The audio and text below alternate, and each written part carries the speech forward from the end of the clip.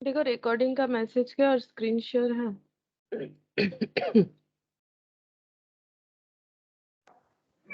Yes ma'am.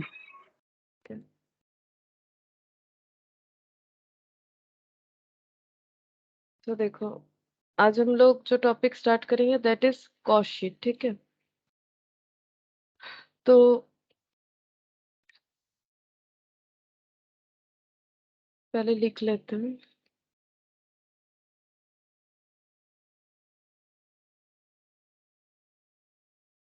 Cost sheet देखो क्या होता है। कॉस्ट मतलब जो बेसिक में हम लोग पढ़ चुके हैं, कॉस्ट का मतलब क्या होता है कि कोई भी प्रोडक्ट मैन्युफैक्चर करने के लिए हम लोगों ने जो भी एक्सपेंसेस किया है उसे हम लोग कॉस्ट बोल सकते हैं। क्या सिर्फ मैन्युफैक्चरर वालों का कॉस्ट होता है? नहीं, ऐसा बात नहीं है। अगर कोई ट्रेडर है तो वो भी किसी से गुड्स परचेस करके फिर किसी को सेल करता है, तो जितने में वो परचेस करता है वो उसका कॉस्ट होता है। ठीक है, तो कॉस्ट शीट का मतलब ये हो गया। नॉर्मली कॉस्ट शीट जो है वो मैन्युफैक्चरर वाले ही बनाएंगे, क्योंकि उनका बहुत सारा कॉस्ट इनकट होता है। जो ट्रेडर होते हैं उनका बहुत सारा कॉस्ट इनकट नहीं होता है, क्योंकि वो तो मैन्युफैक्चर नहीं कर रहे, किसी से परचेस करते हैं फिर किसी को प्रॉफिट लगा के सेल कर देते हैं। ठीक है, लेकिन जो मैन्युफैक्चरर है उनका बहुत सारा कॉस्ट लगता है, लाइक फैक्ट्री में लगता है, क्योंकि फिनिश गुड्स को रेडी करना है तो पहले रॉ मटेरियल खरीदो। ठीक है, फिर लेबर को लेबर जो है उनका अरेंजमेंट करो, फिर फैक्ट्री में प्रोडक्शन का काम होता है, फिर बिजनेस को मेंटेन करने के लिए ऑफिस एडमिनिस्ट्रेशन का खर्चा होता है, प्रोडक्ट को सेलेबल बनाने के लिए सेलिंग डिस्ट्रीब्यूशन का खर्चा होता है।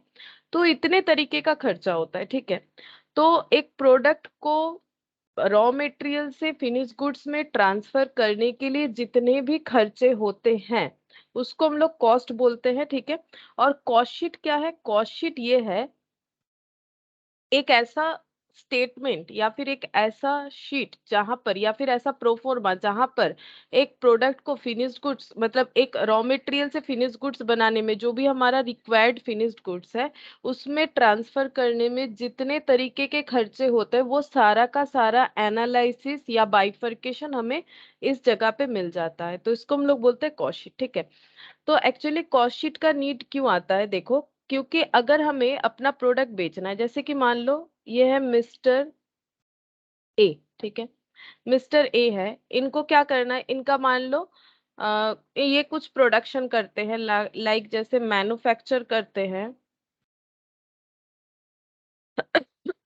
मान लो ये मैन्युफैक्चर करते हैं, क्या मैन्युफैक्चर करेंगे, मान लो फर्नीचर मैन्युफैक्चर करते हैं। ठीक है, तो ये फर्नीचर मैन्युफैक्चर करते हैं। अब मैन्युफैक्चर तो कर लेंगे बट प्रॉब्लम ये है कि कितने में बेचे। ठीक है, कितने में बेचे ये तो आइडेंटिफाई करना पड़ेगा। हम लोग बिजनेस स्टार्ट कर लिए बट अपना प्रोडक्ट का सेल प्राइस क्या रखे ताकि वो मार्केट में सेल हो, क्योंकि बाकी कंपटीटर्स भी है। तो इनका दिमाग ये चल रहा है कि सेलिंग प्राइस क्या रखे। ठीक है, सेलिंग प्राइस कितना होना चाहिए। अब ये सेलिंग प्राइस पता करने के लिए ये किसी एक्सपर्ट से कंसल्ट कर सकते हैं, लाइक जो कॉस्ट अकाउंटेंट होते हैं नॉर्मली ये काम उनका होता है। तो इसका मतलब ये नहीं कि सीएस वाले ये नहीं बता सकते, बता सकते, बट कॉस्ट अकाउंटेंट वाले इसमें क्या होते हैं, एक्सपर्ट होते हैं। ठीक है, तो नॉर्मली उन्हीं को पूछा जाता है ये कि सेलिंग प्राइस क्या रखा जाए। तो अगर ये किसी से कंसल्ट करते हैं, किसी एक्सपर्ट से, कि बताइए मेरा ये फर्नीचर जो हम बना रहे हैं इसको कितने में मार्केट में बेचना चाहिए, तो फिर अगर ये किसी से कंसल्ट करते हैं तो वो इनसे पहला बात है ये बोलेंगे कि आप मुझे दो एलिमेंट बताइए। मान लो कि ये मिस्टर जेड है जो कि कॉस्ट अकाउंटेंट है। ठीक है, कॉस्ट अकाउंटेंट है, तो इनसे अगर पूछते हैं कि सेलिंग प्राइस क्या रखे तो ये बोलेंगे आप मुझे पहले दो डिटेल्स दीजिए आपके ऑर्गेनाइजेशन का। एक तो आप बताइए कि आपका ये मैन्युफैक्चर करने में एस्टिमेटेड कॉस्ट क्या लगा, एस्टिमेटेड कॉस्ट बताइए। ठीक है, फिर हम बताएंगे कि आपका सेलिंग प्राइस क्या होना चाहिए। ठीक है, एस्टिमेटेड कॉस्ट बताइए और आइडेंटिफाई करना पड़ेगा हमें प्रॉफिटेबिलिटी। ठीक है, प्रॉफिटेबिलिटी आइडेंटिफाई करना पड़ेगा, ऐसा इन्होंने बोला, ठीक है। ऐसा ही बोलेंगे क्योंकि जब तक इनको ये नहीं पता चलेगा कि ये मैन्युफैक्चर करने में इन्होंने कितना कॉस्ट लगाया, तब तक ये कैसे सेलिंग प्राइस बता सकते हैं, नहीं बता सकते, ठीक है। तो देखो, ये मिस्टर ए को प्रॉफिट का मतलब समझ में आता है, क्योंकि जो बिजनेसमैन होते हैं ना, उन्हें कुछ समझ में आए या ना आए, ये नॉर्मल सा बात है। प्रॉफिट उनको समझ में आता है, प्रॉफिट हो या लॉस, ठीक है, ऐसा नहीं कि लॉस नहीं समझ में आता है, प्रॉफिट लॉस समझ में आता है, लेकिन ये कॉस्ट वॉस्ट के साथ वो इतना फ्रेंडली नहीं होंगे नॉर्मली, ठीक है। तो नॉर्मली ये सब कॉस्ट, ये सब तो कॉमर्शियल लैंग्वेज है, ठीक है, तुम लोग कॉमर्स के स्टूडेंट हो तो तुम लोग को पता होता है कि कॉस्ट क्या होता है, लेकिन एक नॉर्मल इंसान को कॉस्ट उतना नहीं पता होगा अगर पूछो तो। लेकिन उनको प्रॉफिट लॉस पता होता है, प्रॉफिट मतलब क्या होता है बिजनेस में, लॉस मतलब क्या होता है, लेकिन बिजनेस का कॉस्ट पूछोगे तो वो डायरेक्टली एकदम मतलब बहुत कम लोग होंगे कि आसानी से बता सकेंगे, बहुत से लोगों ने तो सुना भी नहीं होगा कि कॉस्ट क्या होता है, पता है लेकिन यही चीज कॉस्ट है ये भी नहीं पता, या फिर कुछ भी नहीं पता है, लेकिन प्रॉफिट लगभग सभी लोगों को पता होता है, प्रॉफिट हो या लॉस हो। तो अभी मैंने प्रॉफिट ही बोला है, बिजनेस में लॉस भी हो सकता है, जरूरी नहीं कि हमेशा प्रॉफिट हो। तो ये जो एस्टिमेटेड कॉस्ट है ना, इसी को हम लोग क्या बोलेंगे, कॉस्ट, ठीक है, इसी को हम लोग बोलेंगे कॉस्ट। और प्रॉफिटेबिलिटी जो है यही होगा हमारा प्रॉफिट, ठीक है। तो ये कॉस्ट और प्रॉफिट,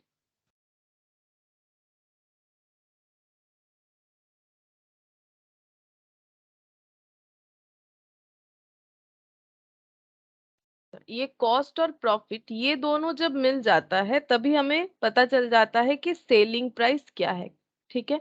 क्योंकि सेलिंग प्राइस कैसे आइडेंटिफाई करते हैं, सेलिंग प्राइस हमारा वो होना चाहिए जो हमें बिजनेस में प्रॉफिट देगा। अगर प्रॉफिट नहीं देगा तो हम लोग बिजनेस क्यों करेंगे, अपना प्रोडक्ट को मार्केट में सेल करना है तभी तो बिजनेस कर रहे हैं, ठीक है। तो सेल करना है तो सेलिंग प्राइस पता करना है, सेलिंग प्राइस पता करना है तो किसी से भी पूछो वो ये दो ही पॉइंट बताएगा कि या तो खुद डिसाइड करो कि अपने बिजनेस का कॉस्ट क्या है, कितना प्रॉफिट रखना चाहिए मार्केटेबिलिटी के हिसाब से, या फिर किसी और से पूछो तो भी सेम बात ही वो बोलेगा।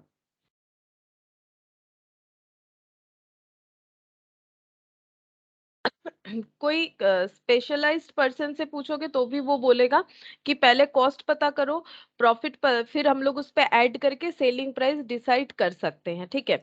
अब ये कॉस्ट का डिटेल्स हमें जहां पर चाहिए उसी को हम लोग बोलेंगे कॉस्ट शीट, ठीक है। हम लोग ये कॉस्ट का डिटेल्स जहां पर नोट डाउन करेंगे उसी को बोला जाता है कॉस्ट शीट, ठीक है।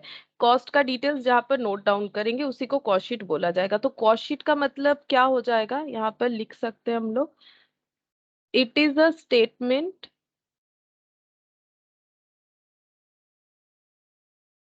of estimated cost।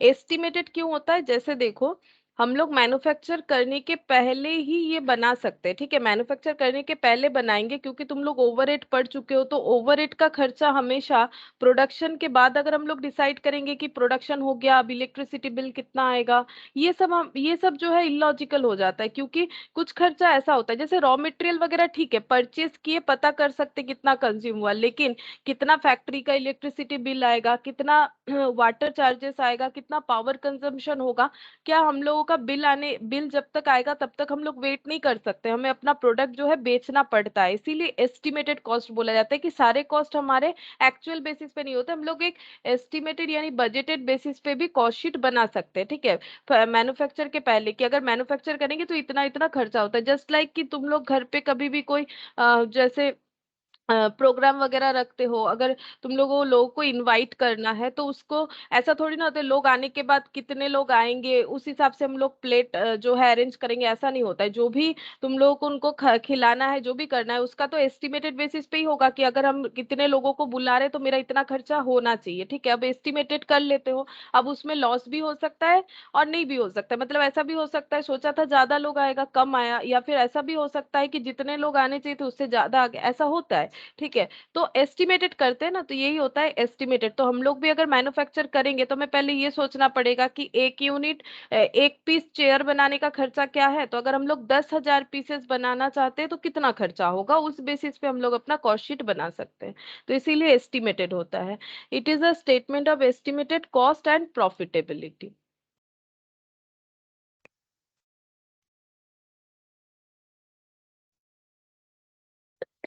नेक्स्ट हो जाएगा it is designed to show output of a particular accounting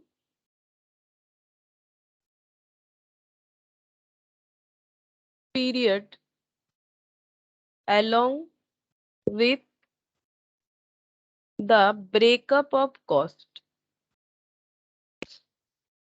अच्छा, इसका मतलब क्या हुआ? इसका मतलब हो रहा है ये कैसे डिजाइन किया जाएगा, ये जो हम लोग कॉस्ट शीट बनाएंगे इसका फॉर्मेट कैसा होगा, दैट इज डिजाइन, ठीक है। It is design to show output of a particular accounting period. तो ये कॉस्ट शीट एक अकाउंटिंग पीरियड का होता है, ठीक है। जैसे हम लोग अगर 6 मंथ्स का प्रोडक्शन का सोच रहे हैं तो वो टाइम पीरियड का, या फिर मान लो 1 साल में हम लोगों ने इतना प्रोडक्शन करना है, हम लोगों ने पहले टारगेट फिक्स करना पड़ता है, ठीक है, कि हम लोग कितना सेल करना चाहते हैं। ये तुम लोग बजट में पढ़ोगे कि प्रोडक्शन कैसे डिसाइड करती है कंपनी। पहले उनको ये बताना पड़ेगा कि कितना सेल करना है। पहले प्रोडक्शन डिसाइड नहीं होता है कि कितना यूनिट प्रोडक्शन करना है, पहले ये सोचना है कि मार्केट में कितना सेल करना चाहते हैं। क्या हम लोग मार्केट में अपना प्रोडक्ट 10,000 पीसेस जो है फ्लो करवाना चाहते हैं या 5,000 पीसेस। तो पहले सेल डिसाइड किया जाता है, उसके हिसाब से प्रोडक्शन डिसाइड किया जाता है, ठीक है। तो इसीलिए यहाँ पर क्या लिखा है, it is design to show output of a particular accounting period.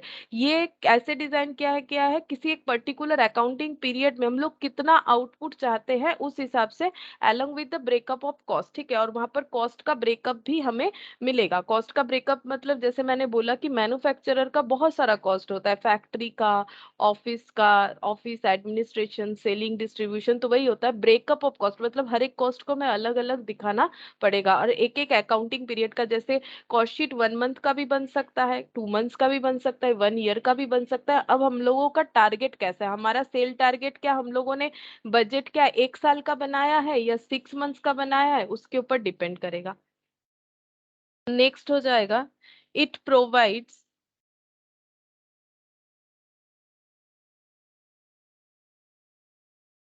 Informations relating to cost per unit. ये पर यूनिट है। यहाँ पर हम लोग सिर्फ टोटल कॉस्ट ही नहीं कैलकुलेट करते, हम लोग ये कॉलम भी बना सकते हैं, मतलब कॉलमनर फॉर्म में। जैसे टोटल कॉस्ट का कॉलम बना सकते हैं, उस तरह से पर यूनिट भी निकाल सकते हैं, ठीक है। कि अगर 10,000 यूनिट 10,000 पीसेस चेयर बनाने का खर्चा कितना है, तो एक पीसेस का क्या होगा, तो हम लोग यहाँ पर कॉस्ट पर यूनिट भी कैलकुलेट कर सकते हैं। तो ये जो फॉर्मेट है कॉस्ट शीट का, ये हमें कॉस्ट पर यूनिट बताने में भी हेल्प करता है।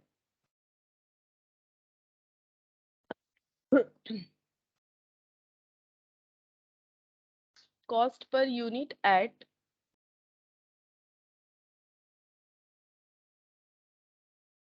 different stages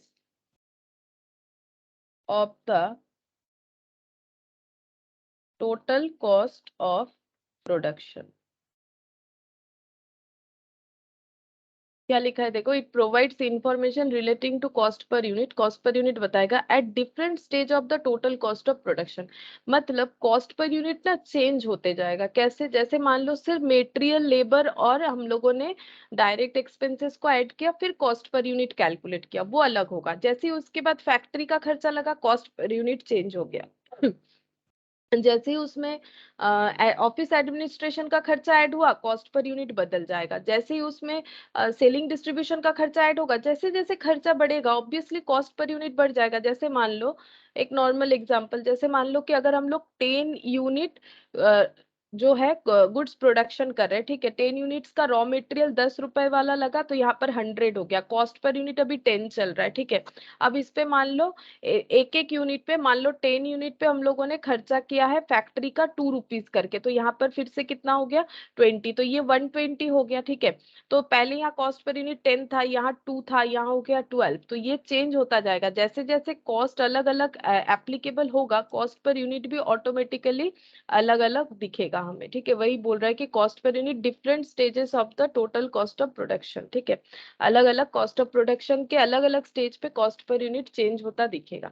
अच्छा, अब देखो नॉर्मली हमें यहाँ पर कॉस्ट शीट में जो डिटेल्स ब्रेकअप दिखाना है वो कैसा होगा। देखो डिटेल्स ब्रेकअप कुछ इस तरह से होगा कि जो कॉस्ट होता है, ठीक है, कॉस्ट को अगर मेनली देखो, ये पीछे ही करते, यहाँ पर नहीं हो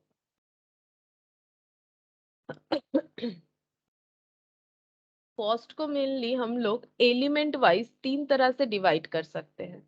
अगर हम लोग मैन्युफैक्चरर है तो हमारा कॉस्ट का मेनली 3 एलिमेंट वाइज बाइफर्केशन होता है। एक होता है रॉ मटेरियल, एक होता है लेबर, और एक होता है अदर एक्सपेंसेस। ठीक है। अच्छा, रॉ मटेरियल का अब 2 बाइफर्केशन होगा, एक हो जाएगा डायरेक्ट, एक हो जाएगा इनडायरेक्ट।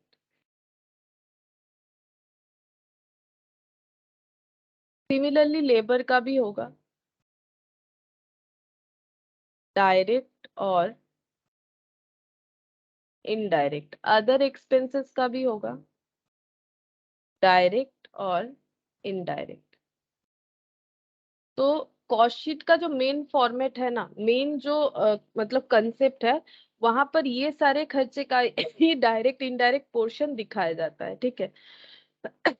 अब जितने भी डायरेक्ट खर्चे हैं, ठीक है, जितने भी डायरेक्ट खर्चे हैं,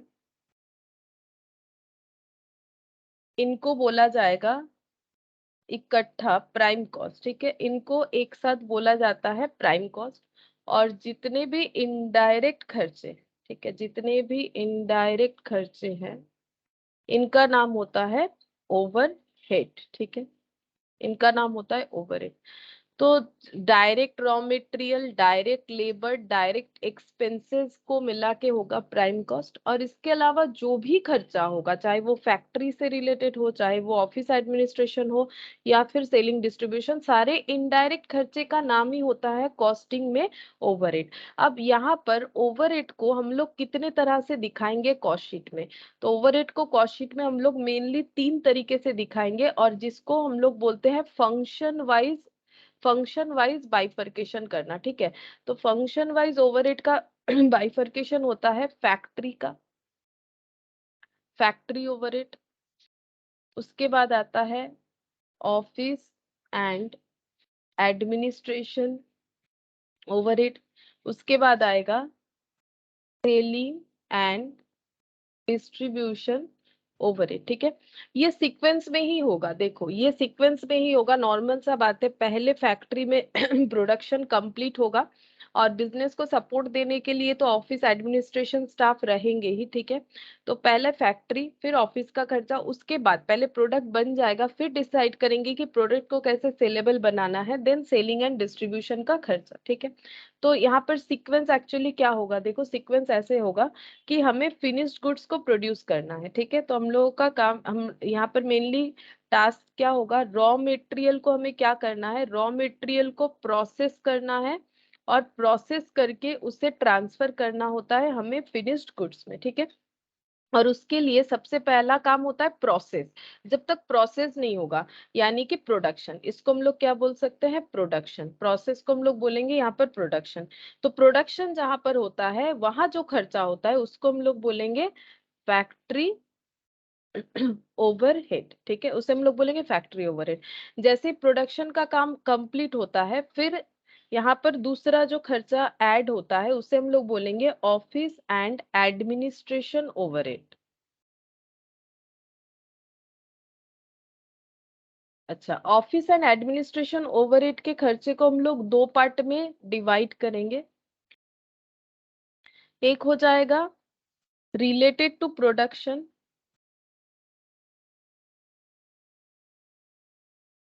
दूसरा हो जाएगा जनरल एडमिनिस्ट्रेशन।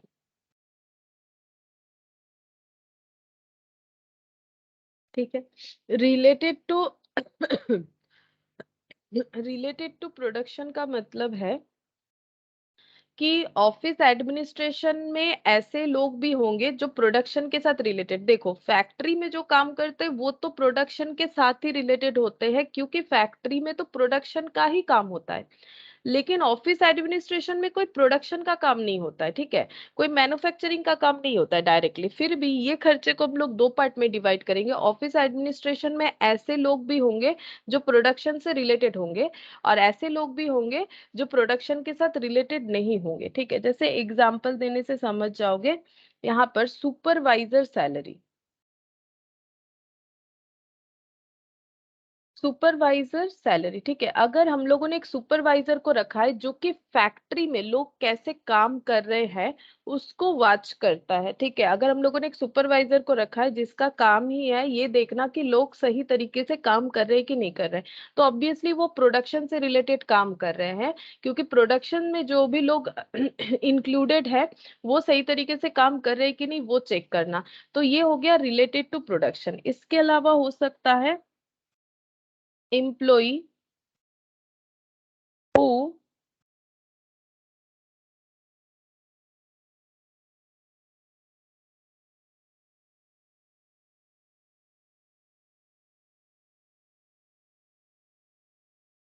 कंट्रोल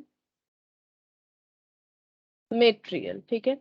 या फिर ऐसे एक एम्प्लॉय को हम लोगों ने रख दिया है जो मटेरियल का कंट्रोल में हेल्प करते हैं, मतलब मटेरियल सही तरीके से यूज हो रहा है कि नहीं, कहीं ज्यादा स्पॉइलेज तो नहीं किया जा रहा है, फालतू में मटेरियल वेस्टेज तो ज्यादा नहीं हो रहा है, सही तरीके से खरीदा जा रहा है नहीं, मतलब मटेरियल का कंट्रोलिंग इनके हाथ में, मतलब मटेरियल मैनेजमेंट कर रहे हैं। तो मटेरियल क्योंकि प्रोडक्शन से रिलेटेड काम है, यानी ऑफिस एडमिनिस्ट्रेशन वाले स्टाफ जरूर है, ये दोनों सुपरवाइजर या फिर ये एम्प्लॉय, लेकिन इनका काम प्रोडक्शन से रिलेटेड है, तो इसे इन लोगों को हम लोग बोलेंगे रिलेटेड टू प्रोडक्शन। और जनरल एडमिनिस्ट्रेशन में कैसे लोग हो सकते हैं, जैसे मान लो अकाउंटेंट को रखा गया है जो कि अकाउंट संभालते हैं, उनको जो सैलरी दे रहे हैं, तो वो कभी भी प्रोडक्शन से रिलेटेड नहीं हो रहा है, ठीक है। तो अकाउंटेंट सैलरी, ठीक है, अकाउंटेंट सैलरी जो बिजनेस का अकाउंट संभालते हैं, या फिर कोई जनरल एम्प्लॉय, ठीक है, जनरल एम्प्लॉय जो कि प्रोडक्शन से रिलेटेड काम नहीं कर रहे हैं बट वो ऑर्गेनाइजेशन में है, तो ये हो जाएगा ऑफिस एडमिनिस्ट्रेशन का जनरल एडमिनिस्ट्रेशन पार्ट, और एक हो जाएगा रिलेटेड टू प्रोडक्शन का पार्ट, ठीक है। अच्छा नेक्स्ट देखो, नेक्स्ट यहाँ पर ऑफिस एडमिनिस्ट्रेशन के बाद आ जाएगा सेलिंग डिस्ट्रीब्यूशन, क्योंकि अब तो प्रोडक्शन कंप्लीट हो गया, ठीक है, कॉस्ट ऑफ प्रोडक्शन तक हम लोग पहुंच गए, अब हमें देखना पड़ेगा कि कैसे प्रोडक्ट को मार्केटेबल बनाना है, तो इसीलिए खर्चा करना पड़ेगा selling and distribution over it, ठीक है। तो ये कैसा खर्चा है, ये है cell related expense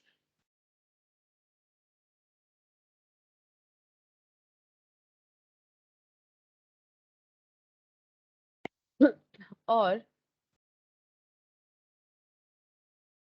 marketing expense like advertisement, advertisement का खर्चा, या फिर सेलिंग कमीशन, इस तरह का, ठीक है। इस तरह के खर्चे को हम लोग बोलेंगे सेलिंग एंड डिस्ट्रीब्यूशन एक्सपेंसेस, ठीक है। तो मैं यहाँ पर स्क्रीन शो देखो, कर मैम स्क्रीन नहीं दिख रहा। अच्छा ये बंद हो गया शेयरिंग ऑटोमेटिकली, अब देखो। हाँ यस मैम। अच्छा ये देखो, यहाँ पर मैंने 3 पॉइंट तक लिखा था, उसके बाद मैंने ये पॉइंट समझाया, तो मेरा यहाँ जगह है, हम 4 और 5 पॉइंट यहाँ लिख दे रहे, तुम लोग इसके बाद भी लिख सकते हो, ठीक है, कोई प्रॉब्लम नहीं है, तुम लोग इसके बाद भी लिख सकते हो, मेरे यहाँ पर जगह है, तो हम 4th और 5th पॉइंट यहाँ पर लिख देते हैं, ठीक है, क्योंकि इसके बाद हम इम्पोर्टेंस लिखवाएंगे, तो पहले यहाँ पर लिख देते हैं, तुम लोग अगर इसके बाद भी लिखोगे तो कोई प्रॉब्लम नहीं है। अच्छा 4th number point. Selling distribution में दिख हाँ गया, सेलिंग डिस्ट्रीब्यूशन वाला। एक बार दिखाएं, यस मैम। हाँ लिखो।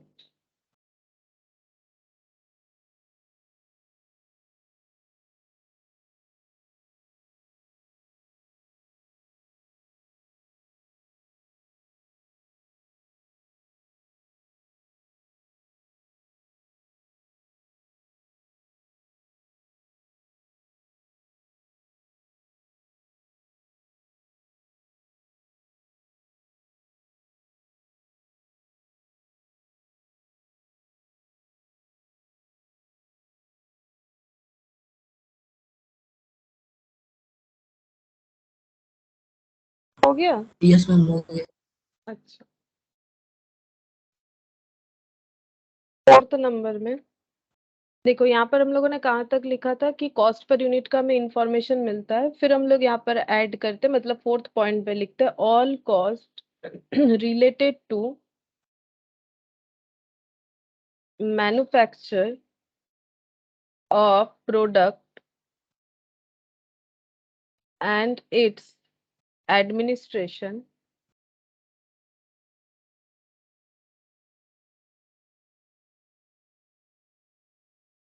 And marketing are added up. ठीक है, हम लोग को क्या करना पड़ेगा, मैन्युफैक्चरिंग रिलेटेड हर एक खर्चा यानी फैक्ट्री का खर्चा एंड इट्स एडमिनिस्ट्रेशन और मार्केटिंग खर्चे को ऐड अप करना पड़ेगा, जो मैंने यहाँ पर तुम लोग को समझाया कि इस तरह से हमें खर्चे ऐड करते हुए जाना है, तब हम लोग अपना प्रॉपर कॉस्ट शीट बना पाएंगे। 5th नंबर पॉइंट में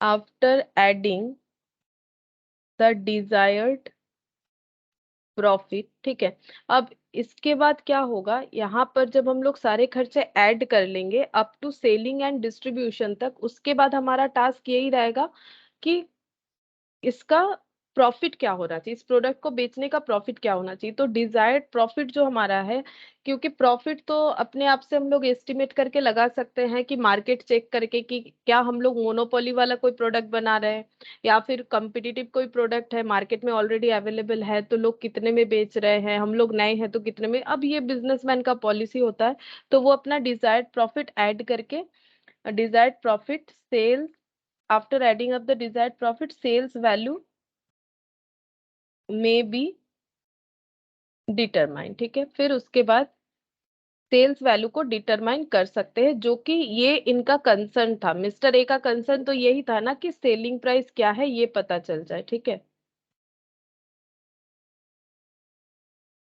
मिस्टर ए का कंसर्न यही था कि सेलिंग प्राइस क्या है ये पता चल जाए। तो इसीलिए देखो यहाँ पर हम लोगों ने 5th पॉइंट तक यही वाला देखा कि किस तरह से हम लोग सेलिंग प्राइस डिसाइड कर सकते हैं। अच्छा, नेक्स्ट हम लोग इसके बाद लिखेंगे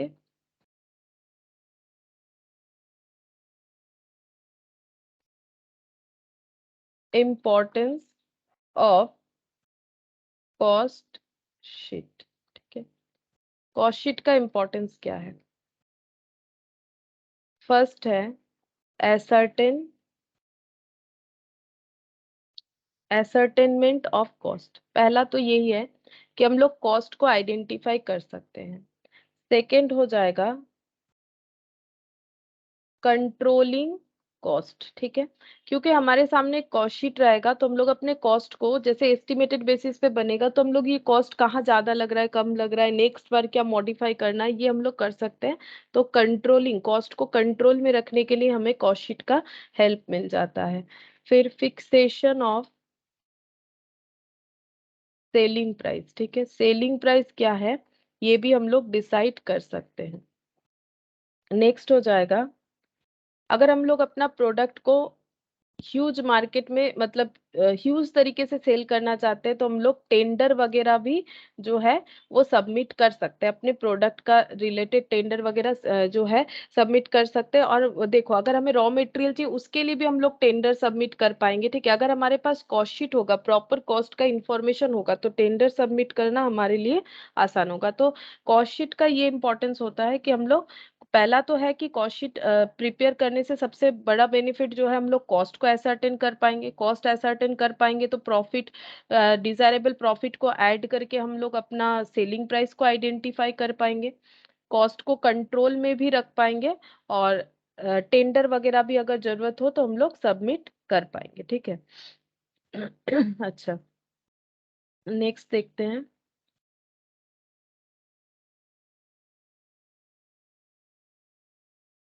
फॉर्मेट, कॉस्ट शीट का फॉर्मेट।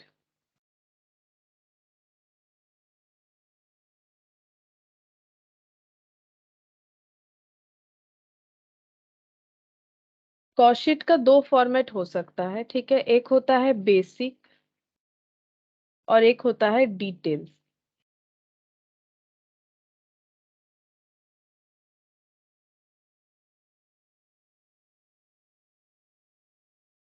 जो बेसिक फॉर्मेट है वो पहले बताते हैं, फिर डिटेल्स वाला बताएंगे।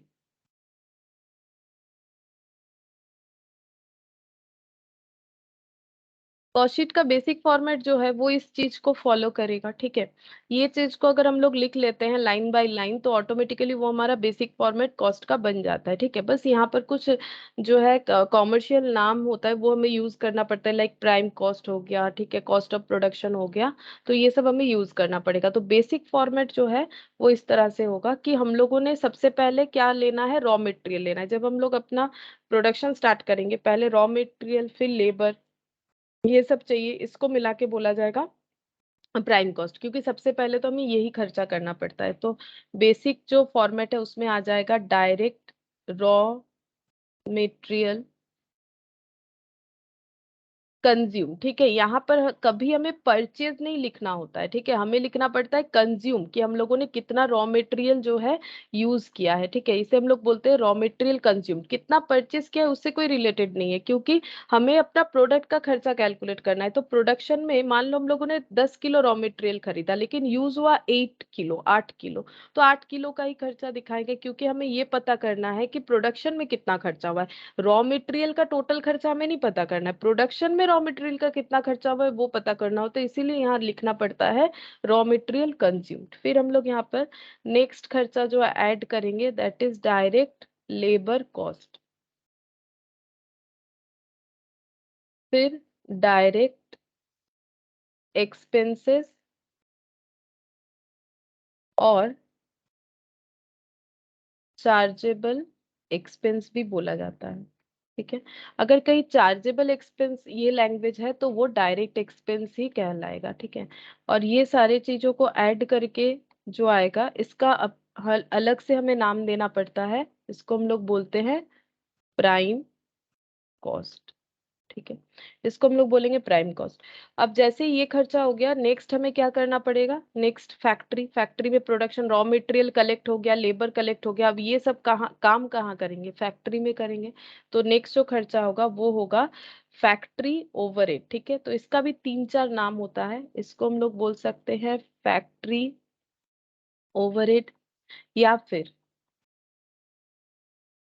प्रोडक्शन ओवरहेड, या फिर वर्क्स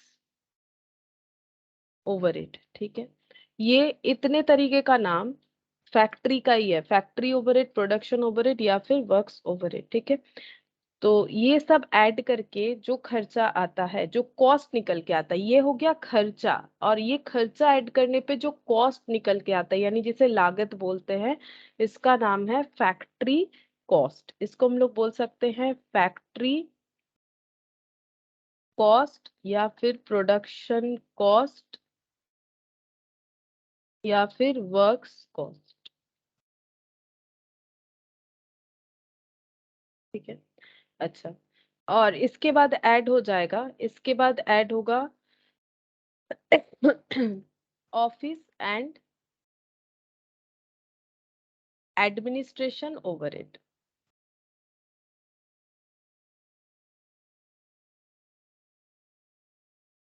ठीक है। इसका जो बाइफर्केशन है ये हम लोग डिटेल्स वाले में देखेंगे, एक बार हम जस्ट इस तरह से लिख रहे हैं कि ऑफिस एडमिनिस्ट्रेशन, ये चीज अभी हम नहीं बता रहे, ये जो बाइफर्केशन है। तो डायरेक्ट अगर ऑफिस एंड एडमिनिस्ट्रेशन ओवरहेड होता है तो क्योंकि ये बेसिक फॉर्मेट कर रहे हैं तो ऑफिस एंड एडमिनिस्ट्रेशन ओवरहेड यहाँ पर हम लोग लिख लेंगे, ठीक है। अब जब आएगा ना ऐसा खर्चा तब हम बताएंगे किस तरह से लिखना है, अगर रिलेटेड टू प्रोडक्शन है और नॉट रिलेटेड टू है तो उसे कैसे एक्सप्लेन करेंगे। अभी हम लोग जस्ट इतना लिख रहे हैं कि इसके नेक्स्ट नेक्स्ट खर्चा क्या होता है, ठीक है।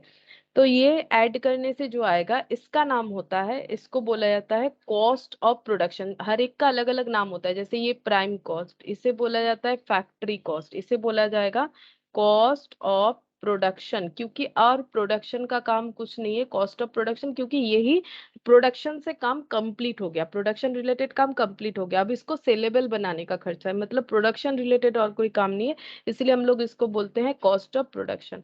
अब इसमें नेक्स्ट ऐड हो जाएगा selling and distribution overhead, selling and distribution overhead, तो यहाँ पर जो आएगा इसको हम लोग बोलेंगे कॉस्ट ऑफ सेल्स, या फिर इसी को बोला जाता है टोटल कॉस्ट। यही टोटल कॉस्ट है, क्योंकि इसके बाद और कोई कॉस्ट नहीं लगेगा, कोई एक्सपेंसेस नहीं लगेगा और नया कोई कॉस्ट भी नहीं बनेगा, क्योंकि अगर प्रोडक्ट को सेलेबल बनाने का सोच लिया है मतलब, और इसमें कुछ मॉडिफिकेशन तो है नहीं, फुल्ली कंप्लीट हो गया है, तो ये हो गया हम लोगों का cost of sales. Cost of sales मतलब जो प्रोडक्ट हम लोग बेचना चाहते हैं उसका कॉस्ट कितना है, तो ये हो गया कॉस्ट ऑफ सेल्स या फिर टोटल कॉस्ट। अब इसमें डिजायर्ड प्रॉफिट हम लोग ऐड करेंगे और हम लोग के पास आ जाएगा सेलिंग प्राइस, या फिर इसको ही हम लोग बोलेंगे सेल वैल्यू। ठीक है, तो यही चीज पता करना है। तो देखो, जो मैंने स्टार्टिंग में बोला था कि कॉस्ट शीट हमें क्या बताएगा, वही चीज हम लोगों ने यहाँ पर देखा बेसिक फॉर्मेट से, कि कॉस्ट शीट हमें क्या बताएगा, ओवरऑल हमें ये बताएगा कि सेलिंग प्राइस हम लोगों का कितना होना चाहिए जो प्रोडक्ट हम लोग मार्केट में बेचना चाहते हैं। अब हम लोग डिटेल्स फॉर्मेट वाला देखेंगे, ये वाला details format of cost sheet.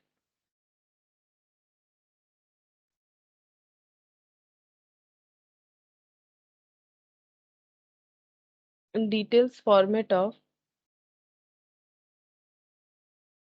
Cost sheet, तो डिटेल्स फॉर्मेट में क्या क्या रहेगा, देखो डिटेल्स फॉर्मेट में जैसे प्राइम कॉस्ट कैलकुलेट किया वो पोर्शन तो हमारा रहेगा ही रहेगा, कॉस्ट ऑफ प्रोडक्शन भी रहेगा, मतलब फैक्ट्री ओवरहेड भी रहेगा, फैक्ट्री कॉस्ट भी रहेगा, कॉस्ट ऑफ प्रोडक्शन भी रहेगा, जैसे बेसिक फॉर्मेट में था। और एक पॉइंट आएगा निकल के कॉस्ट ऑफ गुड्स सोल्ड, क्योंकि ये डिटेल्स फॉर्मेट कर रहे हैं तो कॉस्ट ऑफ गुड्स सोल्ड ये पॉइंट आ जाएगा, और कॉस्ट ऑफ सेल्स।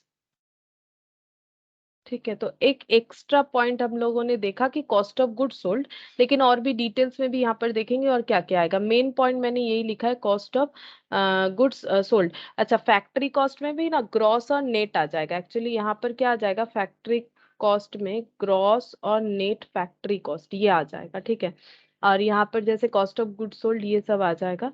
तो अभी देखते हैं, देखो डिटेल्स फॉर्मेट में क्या क्या होगा। डिटेल्स फॉर्मेट में देखो, प्राइम कॉस्ट तो हमें पता है कि प्राइम कॉस्ट कैसे कैलकुलेट होता है, वो हम लोगों ने बेसिक में भी देखा था, तो इसको हम एक बार लिखवा देते हैं कि प्राइम कॉस्ट में क्या क्या आएगा, इसका डिटेल्स भी लिखवा देते हैं। अगर छोटा छोटा क्वेश्चन आ जाए तो हो सकता है, जैसे देखो इस तरह का क्वेश्चन जैसे मैं अलग अलग पूछ ले, जैसे यहाँ पर देख सकते हो अलग से पूछा है, प्राइम कॉस्ट बताओ, फैक्ट्री कॉस्ट बताओ, रॉ मटेरियल कंज्यूम बताओ, cost of goods sold, net profit. ठीक है, तो यहाँ पर देखो प्राइम कॉस्ट का मतलब क्या होता है, प्राइम कॉस्ट का मतलब यहाँ पर हो जाएगा डायरेक्ट मेटेरियल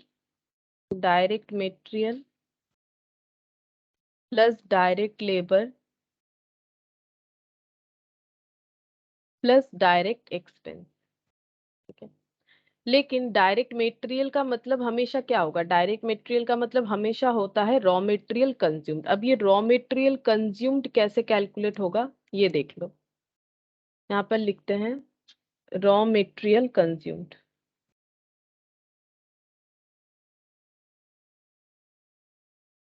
यहाँ पर क्या क्या आ सकता है, कैसे कंज्यूम्ड कैलकुलेट करते हैं, कंज्यूम्ड मतलब कितना हम लोगों ने यूज किया है प्रोडक्शन के लिए। तो अगर हमारे पास पहले से कोई opening stock of raw material है तो वो हम लोग यूज कर सकते हैं।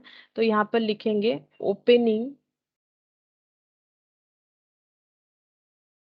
स्टॉक ऑफ रॉ मटेरियल, अगर हम लोग के पास कोई opening stock of raw material है वो हम लोग यूज करेंगे, और नया कोई स्टॉक अगर हम लोगों ने परचेज किया है तो वो भी यूज कर सकते हैं। तो परचेज, परचेज में क्या ऐड हो जाएगा, इंक्लूडिंग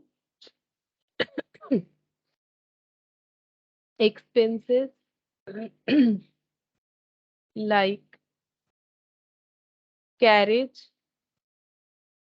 इनवर्ड। ठीक है, कैरेज इनवर्ड या फिर फ्रेट इनवर्ड, इस तरह का खर्चा। मतलब बेसिकली जो रॉ मटेरियल हम लोग परचेस कर रहे हैं उसको लोकेशन तक पहुंचाने के लिए जो भी खर्चा होगा, चाहे वो वेजेस का हो, ठीक है, वेजेस मतलब फैक्ट्री वाला नहीं बोल रहे, अगर रॉ मटेरियल को गोडाउन तक लाने के लिए कुछ वेजेस हुआ, कैरेज हुआ, फ्रेट हुआ, किसी भी तरह का खर्चा होता है, that is called direct expenses for purchase, वो हमारा यहाँ पर इंक्लूड होना चाहिए, ठीक है। अच्छा, और क्या हो जाएगा, अगर हम लोग का कोई sale of scrap of packages है, ठीक है, जैसे कि जो रॉ मटेरियल हम लोगों ने खरीदा है, वो मान लो ऐसा रॉ मटेरियल था जो पैकेजिंग होके आया, मतलब उसका एक पैकेज था, ठीक है, मतलब कोई, जैसे मान लो कि कोई पेटी वगैरह में आ रहा है, ठीक है, कोई कंटेनर वगैरह में आ रहा है, और अगर वो कंटेनर स्क्रैप के बेसिस पे मार्केट में सेल हो सकता है, स्क्रैप के बेसिस में, ठीक है, अगर मार्केट में सेल हो सकता है, तो हम लोग उसे सेल अगर कर देते हैं तो हमारा परचेसिंग कॉस्ट कम हो जाता है। मान लो हमारा जो रॉ मटेरियल था वो प्लास्टिक बॉटल्स में आया था, ठीक है, अब प्लास्टिक के चीज जो है वो स्क्रैप पे बिक जाते हैं, स्क्रैप वाले प्लास्टिक चीज लेके जाते हैं, प्लास्टिक का बॉटल वगैरह कुछ भी हो तो वो लेके जाते हैं।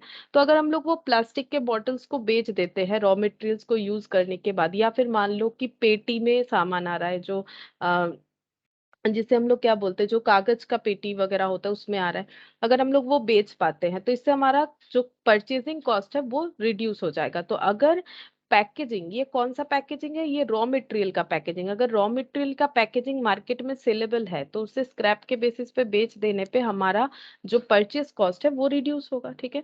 अब हम लोग कैलकुलेट क्या कर रहे थे, रॉ मटेरियल कंज्यूम्ड, तो बेसिकली हुआ क्या यहाँ पर कि हम लोग के पास कुछ opening stock of raw material था, हम लोगों ने कुछ रॉ मटेरियल खरीदा, लेकिन उसका पैकेजिंग बेच के हमारा कॉस्ट भी कम हो गया। मान लो रॉ मटेरियल खरीदा था 100 रुपीज का, और जो स्क्रैप में बिका वो 10 रुपीज में बिक गया, यानी 90 रुपीज का ही खर्चा हुआ। और पहले से हमारे पास 10 रुपीज का opening stock of raw material था, तो टोटल 100 रुपीज का था, और उसमें से मान लो 20 का बच गया, तो सिर्फ 80 का ही हम लोगों ने कंजम्पशन किया, वही चीज हम लोग यहाँ पर कैलकुलेट करेंगे, ठीक है। तो यहाँ तक ऐड होने के बाद यहाँ तक ऐड होने के बाद जो निकल के आता है, इसे हम लोग बोलेंगे raw material available for use. ये हम लोग डिटेल्स में कर रहे हैं ना, डिटेल्स फॉर्मेट, तो हर एक चीज का हम लोग नाम लिख सकते हैं। तो यहाँ पर हो जाएगा raw material available for use, इतना रॉ मटेरियल अवेलेबल है, रॉ मटेरियल अवेलेबल, और इसमें से लेस कर देंगे जो क्लोजिंग स्टॉक में रह जाएगा, closing stock of raw material.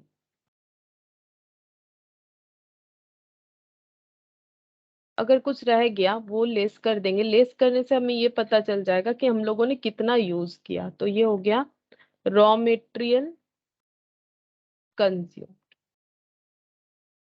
ठीक है, ये हो जाएगा रॉ मटेरियल कंज्यूम, जो कि फर्स्ट पॉइंट होता है हमारा प्राइम कॉस्ट का, रॉ मटेरियल कंज्यूम्ड का, ठीक है।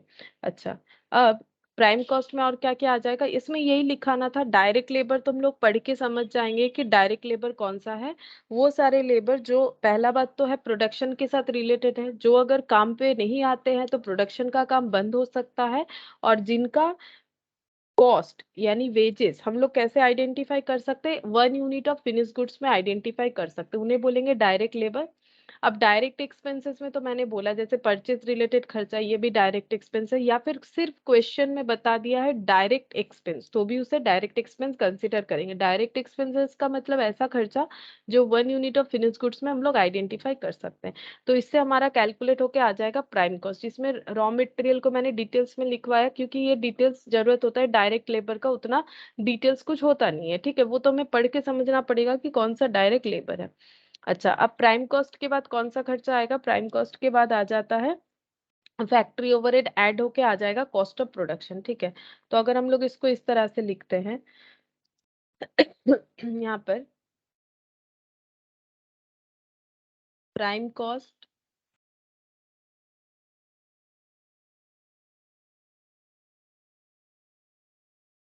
प्लस फैक्ट्री ओवरहेड,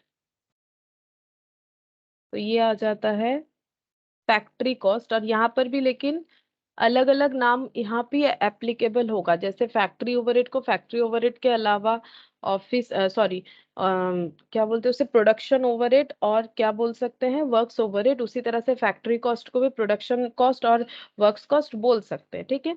फिर यहाँ पर ऐड होगा, ये नया पॉइंट देखना है हमें, ठीक है। फैक्ट्री कॉस्ट तक तो हमारा यहाँ पर हुआ, ये फैक्ट्री कॉस्ट यहाँ पर जैसे अलग अलग नाम है, मतलब एक ही चीजों का अलग अलग नाम है, यहाँ पर भी वो चीज एप्लीकेबल होगा, लेकिन मैंने लिखा नहीं है, तुम लोग लिख लो अगर लिखना है तो, ठीक है। अब फैक्ट्री कॉस्ट में क्या ऐड हो सकता है, नया चीज देखो, opening stock of work in progress, ठीक है, वर्क इन प्रोग्रेस। अगर कोई WIP आइटम है, WIP आइटम का मतलब होता है work in progress item, previously कुछ मैन्युफैक्चरिंग का काम फुल्ली कंप्लीट नहीं हुआ था, हाफ कंप्लीट हुआ था, तो नेक्स्ट दिन हम लोग क्या करेंगे, मतलब नेक्स्ट हमें क्या करना है, वो भी सेमी फिनिश्ड या फिर WIP में जो भी स्टॉक है उसे हमें कंप्लीट फिनिश करना है, ठीक है, कंप्लीट फिनिश करना है। तो हम लोग फैक्ट्री कॉस्ट जो इस बार हो रहा है उसमें पहले ओपनिंग स्टॉक को ऐड करेंगे, जो ओपनिंग स्टॉक ऑफ WIP है उसे भी ऐड कर देंगे, मतलब करेंट ईयर का जो प्रोडक्शन कर रहे हैं उसमें जितना रॉ मटेरियल का खर्चा लगा है वो तो है ही, लेबर का खर्चा जो लगा है वो तो है ही, डायरेक्ट एक्सपेंसेस का खर्चा जो हुआ है वो तो है, सब मिला के प्राइम कॉस्ट है, फैक्ट्री में भी खर्चा लगा है।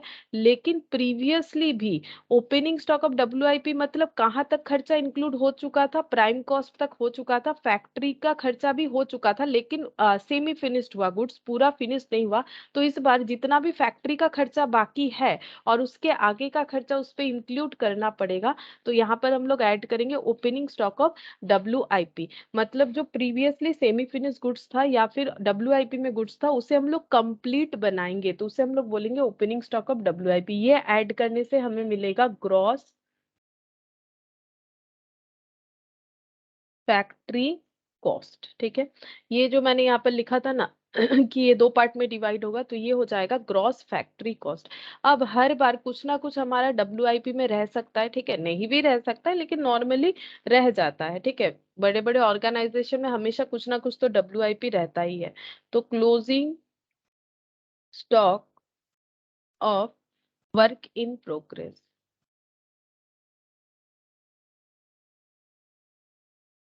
ये लेस हो जाएगा, ठीक है। Closing stock of work in progress अगर लेस हो जाता है तो जो बचेगा इसे हम लोग बोलेंगे नेट फैक्ट्री कॉस्ट, ठीक है।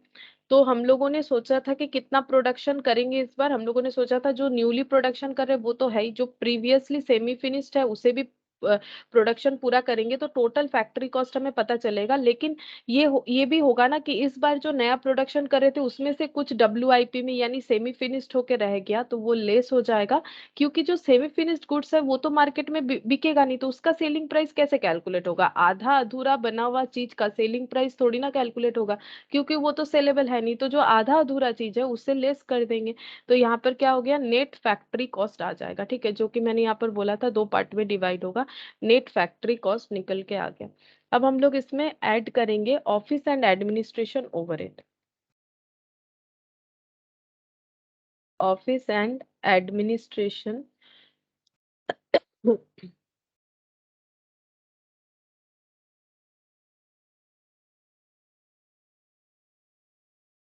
Office and administration overhead add होगा। तो office and administration overhead add होने से जो निकल के आएगा इसको हम लोग लिखेंगे कॉस्ट ऑफ प्रोडक्शन, ये देखो मैंने यहाँ पर लिखा है ना कॉस्ट ऑफ प्रोडक्शन, यहाँ पर कैलकुलेट होके आएगा कॉस्ट ऑफ प्रोडक्शन, ठीक है। अब यहाँ पर हम लोग क्या ऐड करेंगे, यहाँ पर जो मतलब एक्स्ट्रा पॉइंट ऐड होगा जो हम लोगों ने इस जनरल फॉर्मेट बेसिक फॉर्मेट में नहीं किया था, कॉस्ट ऑफ प्रोडक्शन के बाद डायरेक्टली सेलिंग डिस्ट्रीब्यूशन किया था, यहाँ पर हम लोग कॉस्ट ऑफ प्रोडक्शन के बाद ऐड करेंगे यहाँ पर WIP, जैसे हम लोगों ने यहाँ पर किस चीज का किया था, फैक्ट्री में ओपनिंग स्टॉक ऑफ WIP किया था, यहाँ पर ऐड करेंगे opening stock of finished goods, opening stock of finished goods, क्योंकि फिनिश गुड्स का जो ओपनिंग स्टॉक है मतलब प्रीवियसली ऐसा फिनिश गुड्स भी तो होगा जो सेल नहीं हुआ, तो हम लोगों ने इस बार जितना प्रोडक्ट सेल करने का सोचा है प्लस प्रीवियसली ऐसा प्रोडक्ट जो नहीं बिका था फिनिश गुड्स में, तो वो भी हम लोग बेचने का सोचेंगे, तो ये दोनों टोटल करने से हो जाएगा goods available for sale, goods available for cell, यहाँ पर निकल के आएगा गुड्स अवेलेबल फॉर सेल। और यहाँ से अगर हम लोग लेस कर देंगे closing stock of finished goods, ठीक है, closing stock of finish goods, ये लेस कर देंगे। मतलब ऐसे भी तो स्टॉक होंगे जो इस बार सेल नहीं हुए, ऐसे स्टॉक जरूर होंगे जो इस बार सेल नहीं हुए। जैसे फिनिश सेमी फिनिश गुड्स रह जाता है, उसी तरह से फिनिश गुड्स भी कुछ अनसोल्ड रह जाएगा, यानी closing stock of finish goods. तो ये लेस कर देने से हमें ये पता चल जाएगा कि कितना गुड्स बेचा, क्योंकि ये अवेलेबल फॉर सेल था, इतना नहीं बेचे, तो ये जो माइनस करके जो आ रहा है इसे हम लोग बोलेंगे जो गुड्स बिक गया, यानी कॉस्ट ऑफ गुड्स सोल्ड, जो गुड्स सोल्ड हो गया उसका cost, cost of goods sold, ये आ जाएगा। ठीक है, तो कभी कभी हमें ये पूछ भी लेता है कि COGS बताओ, तो ये हो गया कॉस्ट ऑफ गुड्स सोल्ड। ठीक है, अब कॉस्ट ऑफ गुड्स सोल्ड में हम लोग नेक्स्ट क्या ऐड करेंगे, सेलिंग एंड डिस्ट्रीब्यूशन ओवरहेड। ठीक है, सेलिंग डिस्ट्रीब्यूशन ओवरहेड ऐड करने से आ जाएगा कॉस्ट ऑफ सेल्स या फिर टोटल कॉस्ट। और इसमें ऐड कर देंगे प्रॉफिट। ठीक है, लॉस भी हो सकता है लेकिन नॉर्मली ये प्रॉफिट से ही हम लोग दिखाते हैं, अगर लॉस होगा तो लॉस। ठीक है, और ये कैलकुलेट होके आ जाएगा सेलिंग प्राइस। ठीक है, ये कैलकुलेट होके आ जाएगा सेलिंग प्राइस। तो इस तरह से हम लोग का जो फॉर्मेट है वो बन जाएगा, जो कि डिटेल्स वाला फॉर्मेट है। ठीक है, तो ये डिटेल्स फॉर्मेट कुछ इस तरह से होगा। बाकी हम लोग जब क्वेश्चन करेंगे तब देख सकते हो अलग अलग और भी कुछ कॉस्ट आ जाएगा। ठीक है, तो वो हम लोग देखेंगे कि किस तरह से उसको हमें सॉल्व करना है। ठीक है, तो जैसे कि रिसर्च कॉस्ट वगैरह आएगा तो वो हम क्वेश्चन में बताएंगे, यहाँ पर इतना सारा चीज लिखना तो पॉसिबल नहीं है। तो एक ओवरऑल हम लोगों ने बेसिक वाला फॉर्मेट और जो डिटेल्स वाला फॉर्मेट है वो देखा। अच्छा, अब नेक्स्ट देखो, नेक्स्ट यहाँ पर हम कुछ खर्चे का नाम बताएंगे। ठीक है, तुम लोग को बोलना है कि वो खर्चा कैसा खर्चा है। ठीक है, जैसे कि पहला यहाँ पर, ताकि एक आइडिया हो जाए। ठीक है, wages of workers of cutting department in general manufacturing unit.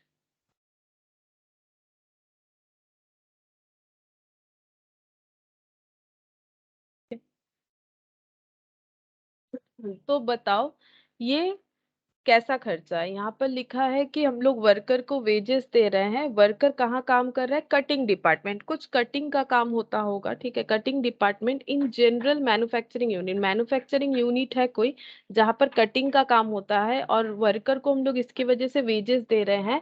तो ये कौन सा खर्चा होगा, क्या बताना है तुम लोग को, तुम लोग को ये चीज बताना है। ठीक है, मतलब ये पहला बात है कि आइडेंटिफाई करो कि ये मेटेरियल का खर्चा है, लेबर का है कि अदर एक्सपेंस। अगर मेटेरियल है तो क्या है, डायरेक्ट है कि इनडायरेक्ट है, अगर इनडायरेक्ट है तो क्या है, फैक्ट्री है, ऑफिस है या सेलिंग है। तो इस बेसिस पे आंसर्स देना है। अभी हम जितने भी खर्चे लिखेंगे तुम लोग को इस बेसिस पे आंसर देना पड़ेगा। तो मुझे बताओ पहला ये वाला खर्चा, क्या बता सकते हो ये वाला खर्चा कैसा खर्चा है, कोई बताओगे। Direct labour. हाँ, डायरेक्ट लेबर खर्चा हो जाएगा, ये हो गया डायरेक्ट लेबर, क्योंकि 1 यूनिट ऑफ फिनिश गुड्स में इसे हम लोग आइडेंटिफाई कर सकते हैं। अच्छा, नेक्स्ट देखो, वेजेस ऑफ मेंटेनेंस डिपार्टमेंट, ये बताओ ये कैसा खर्चा है। मेंटेनेंस डिपार्टमेंट में अगर वेजेस दे रहे हैं जो भी, क्योंकि कॉस्टिंग में सभी को वेजेस सैलरी उतना बाइफरकेट नहीं भी करते हैं, तो मेंटेनेंस स्टाफ है इतना मान लो, अब सैलरी मिले वेजेस उससे अभी हमें कोई लेना देना नहीं है, वेजेस ऑफ मेंटेनेंस डिपार्टमेंट, तो ये कैसा खर्चा होगा।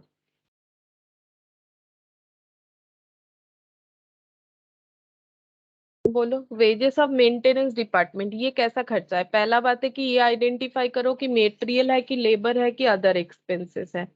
और अगर जैसे कि दिख ही रहा है वेजेस दे रहा है तो लेबर है, तो लेबर है तो डायरेक्ट है कि इनडायरेक्ट है, अगर इनडायरेक्ट है तो कौन सा है, फैक्ट्री है कि फैक्ट्री है कि सेलिंग डिस्ट्रीब्यूशन है कि ऑफिस एडमिनिस्ट्रेशन है, बताओ। फैक्ट्री है इंडिया हाँ, में। हाँ, फैक्ट्री ओवरहेड होगा। ठीक है, फैक्ट्री ओवरहेड होगा। वेजेस का, ये क्योंकि मेंटेनेंस फैक्ट्री में होता है तो फैक्ट्री ओवरहेड होगा। नेक्स्ट है wages of sweeper and watchman, watchman in factory.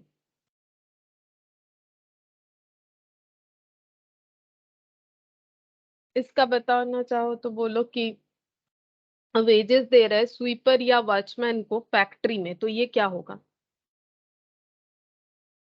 ये कैसा खर्चा होगा? तो लेबर का खर्चा है वो तो दिख ही रहा है, लेकिन डायरेक्ट है कि इनडायरेक्ट है ये ढूंढना पड़ेगा। और अगर इनडायरेक्ट है तो कहाँ पर जाएगा? Sweeper and watchman in factory, बोलो कोई बोलोगे तो। Sweeper and factory watch, overhead में जाएगा। फैक्ट्री ओवरहेड में जाएगा, क्योंकि स्वीपर और वॉचमैन को हम लोग जो सैलरी देते हैं वो पहला बात है कि 1 यूनिट ऑफ फिनिश गुड्स में कभी आइडेंटिफाई नहीं कर सकते, इसीलिए इनडायरेक्ट होता है। और क्योंकि स्वीपर का काम है, वॉचमैन का काम है, तो नॉर्मली वो फैक्ट्री रिलेटेड ही माना जाएगा। फिर है loose tools, loose tools written off. ठीक है, ये भी पॉइंट आ सकता है कॉस्ट में, ऐसा पॉइंट रहता है लूज टूल्स रिटर्न ऑफ, मतलब जो लूज टूल्स वगैरह यूज होता है तो ये फैक्ट्री रिलेटेड खर्चा है, पता ही चल रहा है नाम से लूज टूल्स। रिटर्न ऑफ का मतलब है डिप्रिशिएशन, जैसे लगता है ना फैक्ट्री में जैसे डिप्रिशिएशन होता है बड़े बड़े मशीन्स का, या फिर मान लो फर्नीचर वगैरह तो रहता है नॉर्मली ऑफिस एडमिनिस्ट्रेशन में, तो मशीन प्लांट ये सब का जैसे डेप्रिशिएशन लगता है, जो छोटे छोटे इंस्ट्रूमेंट होते हैं उनका डेप्रिशिएशन को हम लोग इस तरह से राइट ऑफ बोलते हैं। ठीक है, कि लूज टूल्स का वैल्यू हम लोगों ने कम किया क्योंकि वो यूज होने से उसका वैल्यू कम हो गया, तो ये होता है लूज टूल्स राइट ऑफ। ये भी खर्चा का नाम रहता है। तो इसको कॉस्ट शीट में कहाँ दिखाएंगे? जैसे ये सब आइडेंटिफाई करके तुम लोग क्या पता कर पा रहे हो कि कहाँ दिखाना है, ऐसा अगर खर्चा का नाम आए तो लूज टूल्स रिटर्न ऑफ ये हमें कहाँ दिखाना चाहिए?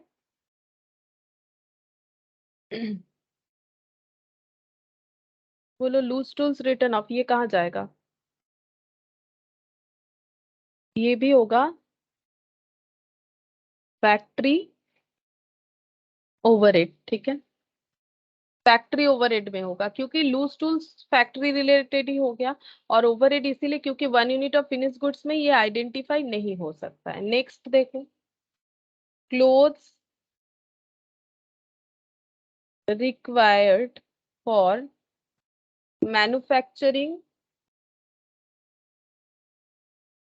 शर्ट्स।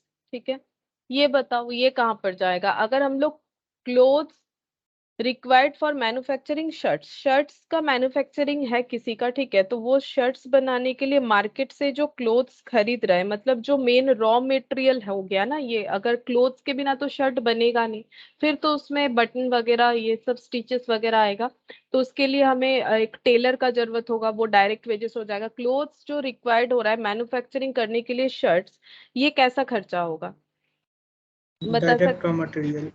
डायरेक्ट रॉ मटेरियल होगा ये हो गया डायरेक्ट रॉ मटेरियल। अच्छा, फिर नेक्स्ट है oil, oil required for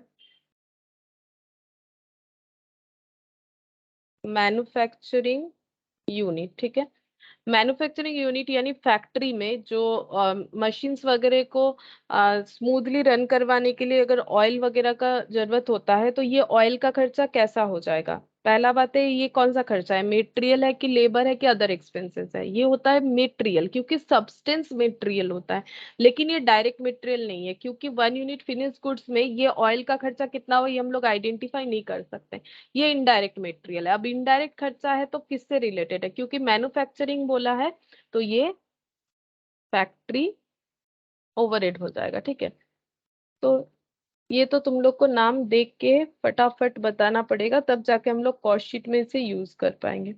next होता है मोटिव पावर। ठीक है, अगर कहीं लिखा हो मोटिव पावर, ठीक है। मोटिव पावर का मतलब मशीन्स को रन करवाने के लिए एक नॉर्मल जो इलेक्ट्रिसिटी होता है घर पे, डोमेस्टिक इलेक्ट्रिसिटी, उससे नहीं चलता है, ठीक है। कॉमर्शियल इलेक्ट्रिसिटी, जैसे घर पे अगर एसी वगैरह लगाते हो तो उसका यूनिट वगैरह बढ़ाना पड़ता है नॉर्मली आजकल बहुत, क्योंकि एसी सब यूज करने लगे हैं तो वो सब कनेक्शन बना दिया जाता है। लेकिन अगर कोई पुराने कंस्ट्रक्शन में जाओगे तो वहां ये नहीं मिलेगा, क्योंकि इसका पावर कंजम्पशन ज्यादा होता है, तो उसमें ज्यादा पावर का जरूरत होता है। तो मोटिव पावर वैसे ही है कि फैक्ट्री के जो बड़े बड़े मशीन्स वगैरह है वो चलने के लिए मोटिव पावर का यूज होता है, ठीक है। To run a machine motive power use होता है। तो मोटिव पावर ये क्या हो जाएगा, ये हम लोग का खर्चा है फैक्ट्री रिलेटेड, है ना। तो ये हो गया फैक्ट्री ओवरहेड। ये हो गया कैसा खर्चा है, ये मेटेरियल भी नहीं है, लेबर भी नहीं, ये है डायरेक्ट एक्सपेंसेस, ठीक है। और अदर डायरेक्ट एक्सपेंसेस और फैक्ट्री रिलेटेड है तो इसे हम लोग फैक्ट्री ओवरहेड बोलेंगे। अच्छा, फिर है डेप्रिशिएशन, ठीक है। अब डेप्रिशिएशन क्या होता है, डेप्रिशिएशन तो जो एसेट वगैरह हम लोग यूज कर रहे हैं उस पे जो हर साल जितना खर्चा हो जाता है उसको हम लोग डेप्रिशिएशन बोल के रिकॉर्ड करते हैं। तो डेप्रिशिएशन रिलेटेड विथ फैक्ट्री भी हो सकता है, depreciation related with administration office भी हो सकता है। क्यों, ऑफिस में भी तो फर्नीचर वगैरह होगा। लेकिन अगर क्वेश्चन हमें सिर्फ डेप्रिशिएशन दे देगा और कुछ अलग से नहीं बताएगा तो हम लोग इसको हमेशा मानेंगे कि ये फैक्ट्री का खर्चा है, ठीक है। तो ये नॉर्मली अगर बता दे कि depreciation for office and administration या फिर ऑफिस का कुछ फर्नीचर का डेप्रिशिएशन, अगर क्वेश्चन स्पेसिफाई कर दिया है तो फॉलो द क्वेश्चन, अगर नहीं स्पेसिफाई किया है तो फैक्ट्री का ओवरहेड दिखाएंगे। फिर है सुपर सुपरवाइजर और time time keeper salary. Supervisor या टाइम कीपर सैलरी हम लोग लेबर के चैप्टर में पढ़े हैं कि सुपरवाइजर को हम लोग सैलरी देते हैं। सुपरवाइजर का नॉर्मली काम होता है कि ये देखना कि सब काम ठीक तरीके से हो रहा है कि नहीं, लेबर ठीक तरीके से काम कर रहे हैं कि नहीं। और टाइम कीपर होगा, सॉरी मैंने टाइम कीपर की जगह पी हट गया है मेरा। टाइम कीपर का मतलब होता है कि वो इम्प्लॉय जो वर्कर लोग कब आ रहे हैं कब जा रहे हैं इस चीज को रिकॉर्ड करते हैं। इसका अलग अलग प्रोसेस भी होता है, ठीक है। तो जैसे कि टोकन मेथड, ये सब इसका एडवांटेज डिसएडवांटेज ये सब हम लोग लेबर कॉस्टिंग में एक बार देखे थे। तो टाइम कीपर सैलरी यानी जो लेबर का टाइम रिकॉर्ड कर रहा है उनको सैलरी दे रहा है, तो ये तो लेबर खर्चा हो गया, पता चल रहा है, ठीक है। लेकिन ये इनडायरेक्ट है क्योंकि इसका खर्चा हम लोग प्रोडक्शन से डायरेक्ट नहीं रिलेट कर सकते one unit of finish goods में। तो ये क्या हो जाएगा, आप टाइम कीपिंग किनका कर रहे हैं, वर्कर लोगों का। वर्कर कहाँ काम करते हैं, फैक्ट्री में, तो इसीलिए फैक्ट्री ओवरहेड। क्योंकि जो ऑफिस एडमिनिस्ट्रेशन स्टाफ होते हैं नॉर्मली उनका टाइम कीपिंग नहीं होता है, टाइम कीपिंग लेबर लोगों का किया जाता है, ठीक है। तो इसीलिए फैक्ट्री ओवरहेड में जाएगा ये वाला खर्चा। नेक्स्ट हो गया टेलीफोन एक्सपेंस। टेलीफोन कहाँ रहेगा, टेलीफोन नॉर्मली ऑफिस में रहेगा, ठीक है। तो office and administration overhead.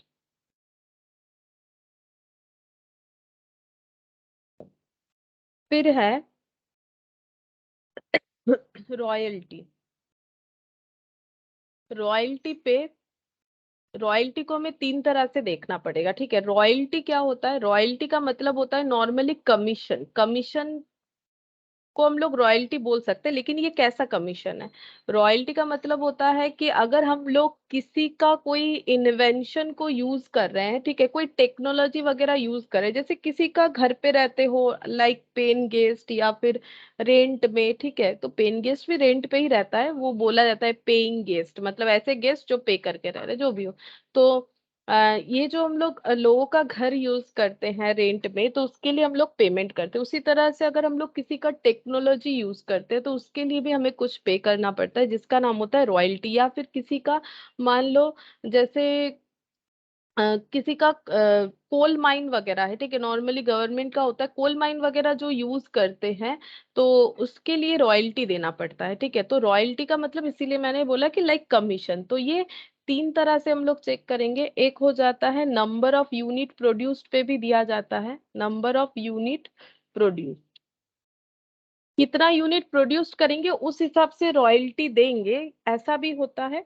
Agreement, या फिर ऐसा एग्रीमेंट भी होता है नंबर ऑफ यूनिट सोल्ड। जैसे तुम लोग किसी के घर पे रहते हो तो वहां पर रेंटेड एग्रीमेंट होता है ना, तो उसी तरह से रॉयल्टी पेड का भी अलग अलग तरीके का एग्रीमेंट होता है, जिनका हम लोग टेक्नोलॉजी यूज कर रहे हैं या फिर उनका कोई कोल माइन वगैरह यूज कर रहे हैं, तो इस तरह से। तो या फिर मान लो कोई बुक लिखे हैं, उनका बुक पब्लिशर्स पब्लिश करवा रहा है, ठीक है, तो रॉयल्टी वगैरह दिया जाता है। तो नंबर ऑफ यूनिट प्रोड्यूस्ड के ऊपर भी हो सकता है, नंबर ऑफ यूनिट सोल्ड के ऊपर भी हो सकता है, या फिर पेड इन लमसम, ठीक है, एक बार में ज्यादा अमाउंट भी हम लोग पे कर सकते हैं। अगर रॉयल्टी का एग्रीमेंट ऐसे हुआ है कि जितना यूनिट प्रोड्यूस्ड करेंगे पर यूनिट बेसिस पे रॉयल्टी देंगे, तो ये तो हो गया डायरेक्ट एक्सपेंस, ठीक है।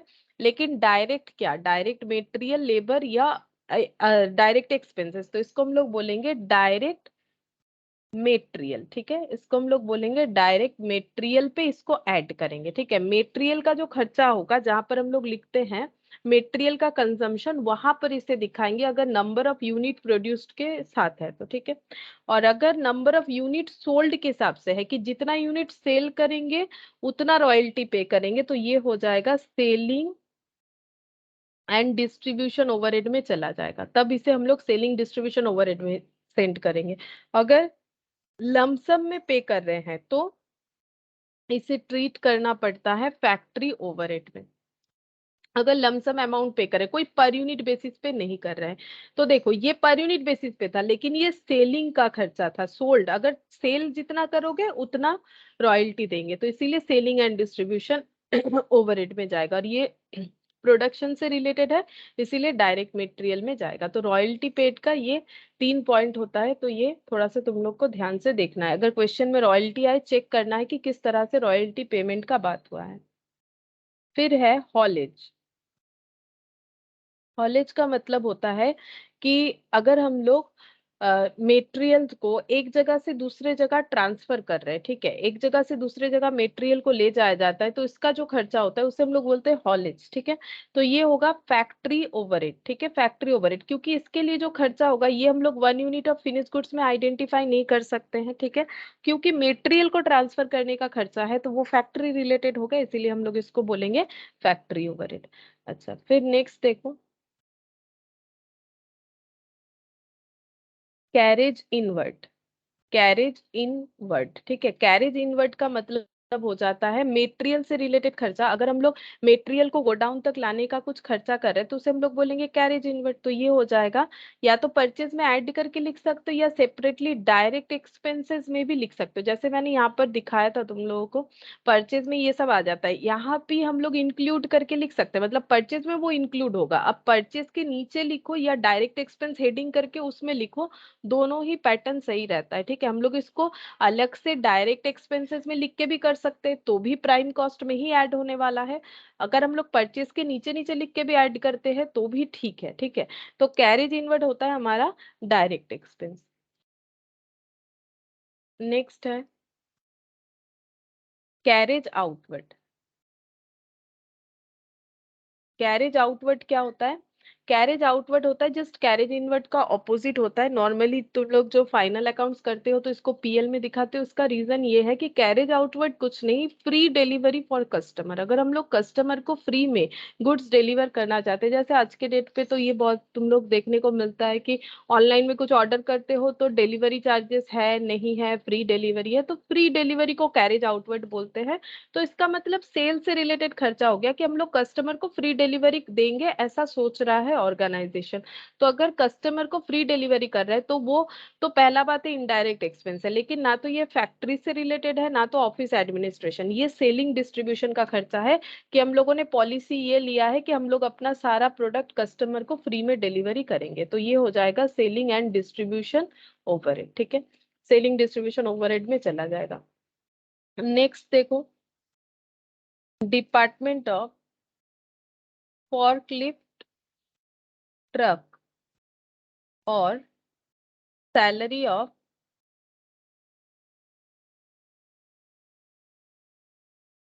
फॉरक्लिफ्ट ड्राइवर, ठीक है।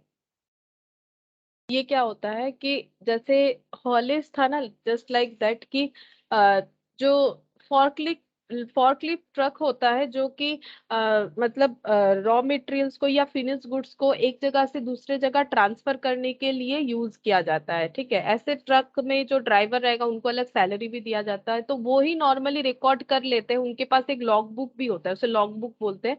यही रिकॉर्ड करते हैं कि कौन से डिपार्टमेंट से कितना मटेरियल इधर उधर ट्रांसफर किया, फिनिश गुड्स ट्रांसफर किए, तो ये वो रिकॉर्ड करते हैं। तो इसके लिए एक अलग डिपार्टमेंट बनाया जाता है। अगर बहुत बड़ा ऑर्गेनाइजेशन है तो ये सब ट्रांसफर वगैरह हमेशा लगा ही रहता है। तो इस तरह के खर्चे को कहाँ ट्रांसफर करना पड़ेगा, क्योंकि ये देखो ये तो कोई डायरेक्ट एक्सपेंस है नहीं कि हम लोग 1 यूनिट फिनिश गुड्स में आइडेंटिफाई करें, ये तो है इनडायरेक्ट एक्सपेंस। और किससे रिलेटेड है, फैक्ट्री से रिलेटेड है, क्योंकि फैक्ट्री में ही फिनिश गुड्स होगा, रॉ मटेरियल होगा, तो ये हो गया फैक्ट्री ओवरहेड में चला जाएगा ये वाला खर्चा। Next 16 number, salesman salary. Salesman salary और कमीशन,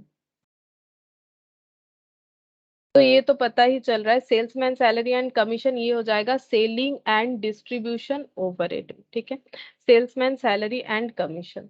अच्छा, नेक्स्ट है वाटर चार्जेस। ठीक है, अब ये वाटर चार्जेस जो है ये फैक्ट्री से रिलेटेड बता रहा है, क्योंकि फैक्ट्री में रॉ मटेरियल ये जो मतलब प्रोसेस होता है जिससे रॉ मटेरियल फिनिश गुड्स में ट्रांसफर होता है, तो यहाँ पर एक जो पानी का खर्चा काफी ज्यादा होता है, क्योंकि कोई भी प्रोडक्शन में तो पानी का रिक्वायरमेंट होता है। इसीलिए ऑर्गेनाइजेशन बिल्डअप होने के पहले चारों तरफ ये देख लेता है कि कितना पानी का जो अवेलेबिलिटी है, ये सारी जगह पे ही जो है इंडस्ट्री वगैरह बनता है जहाँ पर पानी का अवेलेबिलिटी वगैरह सही होता है। तो वाटर चार्जेस जो है ये फैक्ट्री का खर्चा होगा, क्योंकि पहला बात है ये तो ओवरहेड है। अब ऑफिस एडमिनिस्ट्रेशन भी नहीं होगा, सेलिंग डिस्ट्रीब्यूशन तो नहीं होगा। ठीक है, तो फिर ये फैक्ट्री का खर्चा होगा, क्योंकि फैक्ट्री में ही पानी का यूज होगा। नेक्स्ट है लीगल चार्जेस। ठीक है, लीगल चार्जेस ये ऑफिस से रिलेटेड खर्चा, ये तो कोई फैक्ट्री रिलेटेड खर्चा नहीं। ऑफिस में जो भी स्टाफ बैठे हैं उनको पता होता है कि कुछ लीगल चार्जेस वगैरह इनकर्ड हो रहा है कि नहीं, तो ये हो गया office and administration overhead.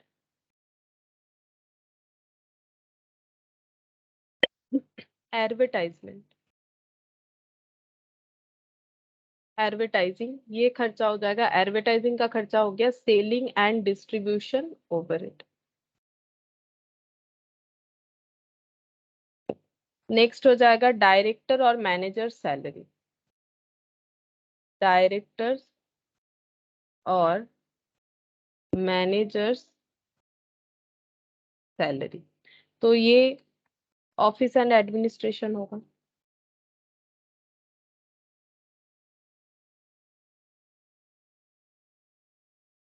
21, expenses of delivery vehicle. तो डिलीवरी रिलेटेड है, यानी सेलिंग एंड डिस्ट्रीब्यूशन ओवरहेड होगा। ऐसा हम लोगों ने एक व्हीकल रखा है जो कि डिलीवरी पर्पस के लिए यूज होता है, तो सेलिंग एंड डिस्ट्रीब्यूशन ओवरहेड। जैसे तुम लोग देख सकते हो जितने भी ऑनलाइन कंपनी है वो लोग जब डिलीवरी करते हैं तो वो लोग कुछ ना कुछ यूज करते हैं। अगर इंडिविजुअल पर्सन है तो वो बाइक वगैरह साइकिल वगैरह यूज करता है। अगर बहुत ज्यादा जो हेवी वेटेड होता है तो वो तो बाइक और साइकिल में नहीं जाएगा, तो उसके लिए वैन वगैरह यूज होता है। तो एक्सपेंसेस ऑफ डिलीवरी व्हीकल, अब उसको रखने के लिए एक सैलरी दे के एक ड्राइवर को भी रखना पड़ेगा, कुछ लोगों को भी रखना पड़ेगा जो कि अनलोड कर सकेंगे स्टॉक को। ठीक है, तो एक्सपेंसेस ऑफ डिलीवरी व्हीकल ये हो गया selling and distribution overhead. Next हो जाएगा डेप्रिसिएशन और रिपेयर्स ऑफ ऑफिस कंप्यूटर। ठीक है, तो अगर ऑफिस बता ही दिया है तो इसको ज्यादा सोचने का ही जरूरत नहीं, ये तो ऑफिस एंड एडमिनिस्ट्रेशन ओवरहेड ही होगा कि ऑफिस के कंप्यूटर ये सब में अगर डेप्रिसिएशन लग रहा है, रिपेयर्स वगैरह हो रहा है, तो उसका खर्चा कहाँ चार्ज करेंगे, तो ऑफिस एंड एडमिनिस्ट्रेशन ओवरहेड में चार्ज करेंगे। फिर हो जाएगा रेंट, रेट्स एंड टैक्सेस। अगर ऐसा एक साथ दे रखे रेंट, रेट्स एंड टैक्सेस, वैसे देखो अगर टैक्सेस होता है तो ये तो मैटर ऑफ ऑफिस एडमिनिस्ट्रेशन हो जाएगा, ये तो फैक्ट्री का नहीं होगा। लेकिन अगर क्वेश्चन में इस तरह से बताया रेंट, रेट्स एंड टैक्सेस, तो रेंट ये लैंग्वेज को ज्यादा प्रायोरिटी दिया जाएगा, तो ये फैक्ट्री ओवरहेड होगा।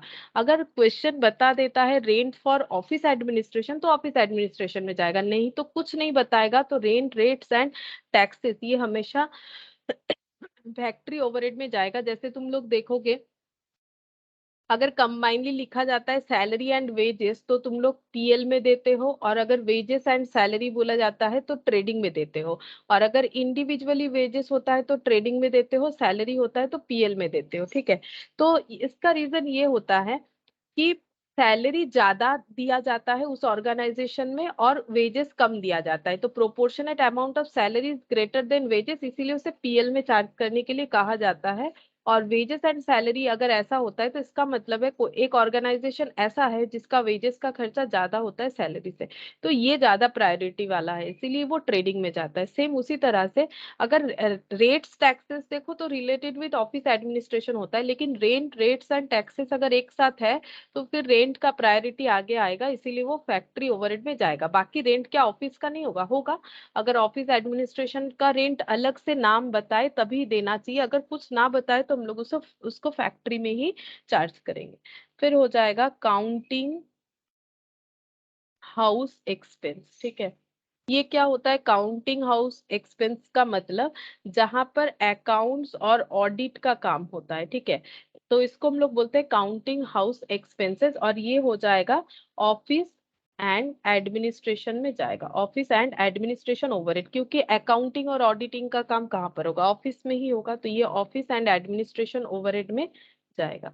नेक्स्ट हो जाता है loss on sale of factory machine. अगर क्वेश्चन में ऐसा दे रखा है loss on sale of factory machine, ये कहां पर जाएगा? पहला बात है, लॉस हुआ है, ये हमारा कोई कॉस्ट नहीं है, ये हमारा कोई कॉस्ट नहीं है, ये लॉस हुआ है। ठीक है, तो ये बेसिकली हमारा कॉस्ट शीट का पार्ट ही नहीं है, क्योंकि कॉस्ट शीट में तो हम लोग कॉस्ट रिकॉर्ड करते हैं, लॉस नहीं रिकॉर्ड करते। लॉस किस चीज का रिकॉर्ड करेंगे? अगर हम लोग सेलिंग प्राइस निकालते हुए हमारा लॉस आता है वो बात अलग है, लेकिन कुछ बेच दिया उस पे लॉस हुआ, और बेचा भी क्या है? फैक्ट्री का मशीन बेचा है, तो इससे हमारे कॉस्ट, यानी कॉस्ट तो प्रोडक्ट का कैलकुलेट करें, तो इससे प्रोडक्ट कॉस्ट में कोई भी चेंजेस नहीं होता है। ठीक है, तो ये इग्नोर। ठीक है, ऐसे कॉस्ट जो हमारे कॉस्ट शीट के पार्ट नहीं होते, अभी हम उसका कुछ लिस्ट लिखेंगे, देखो उसमें ये आ सकता है। ठीक है, कि loss on sale of factory machine ये हमारा कॉस्ट शीट का पार्ट नहीं होगा। या फिर जैसे इनकम टैक्स या फिर प्रोविजन फॉर इनकम टैक्स, तो इनकम टैक्स या फिर provision for income tax, income tax कब देते हैं? अगर सेल करने के बाद हमारा उतना सेल होता है जो हमारे टैक्स स्लैब के अंडर आएगा, तब जाके हमें जो है इनकम टैक्स देना पड़ता है। ठीक है, तो उतना इनकम होगा तभी इनकम टैक्स देंगे, और इनकम होता है सेल के ऊपर डिपेंड करके होता है। तो कॉस्ट शीट हमारा सेल के बाद का कुछ भी नहीं बताता है, कॉस्ट शीट हमें ये बताता है कि रॉ मटेरियल से फिनिश गुड्स बनने का खर्चा क्या है, और उसमें तीन सेक्टर मेनली लिया गया है, एक प्राइम कॉस्ट, एक अलग ही सेक्टर डायरेक्ट वाला, और तीन फैक्ट्री का खर्चा, ऑफिस एडमिनिस्ट्रेशन, सेलिंग डिस्ट्रीब्यूशन, लेकिन ऑल रिलेटेड विद प्रोडक्शन। तो सेल करने के बाद क्या प्रॉफिट हुआ, टैक्स देना है नहीं देना है, ये होता है नॉर्मली चार्टर्ड अकाउंटेंट्स वाला काम। ठीक है, तो जो तुम लोग फाइनल अकाउंट्स में पीएल वगैरह में जो लिखते हो वो यहाँ पर कभी नहीं आएगा, तो ये भी हो जाएगा इग्नोर, क्योंकि ये आफ्टर सेल आइटम है, जो भी after selling price, after determining the selling price item है, वो हमारा कॉस्ट शीट में कभी नहीं आएगा, उसे हमें इग्नोर करना है। फिर point number 27, obsolescence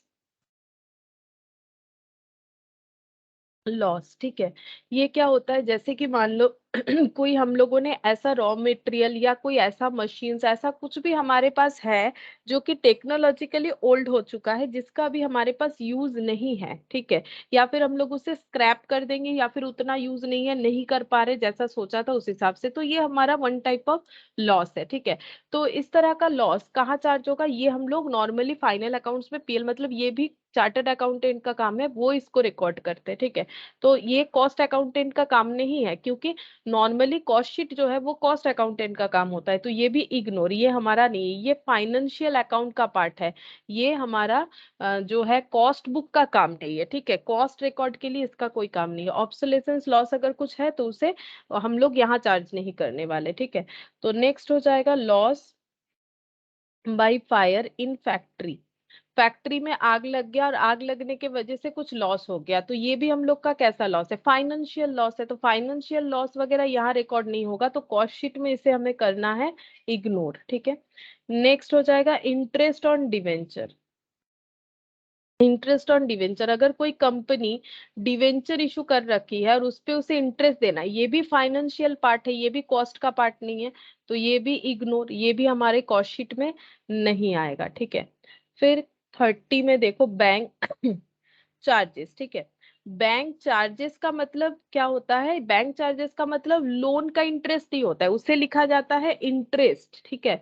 bank charges का मतलब है कि कोई भी ऑर्गेनाइजेशन आज के डेट पे अपना एक बैंक अकाउंट तो जरूर मेंटेन करेगा, एक क्यों एक से ज्यादा कर सकता है।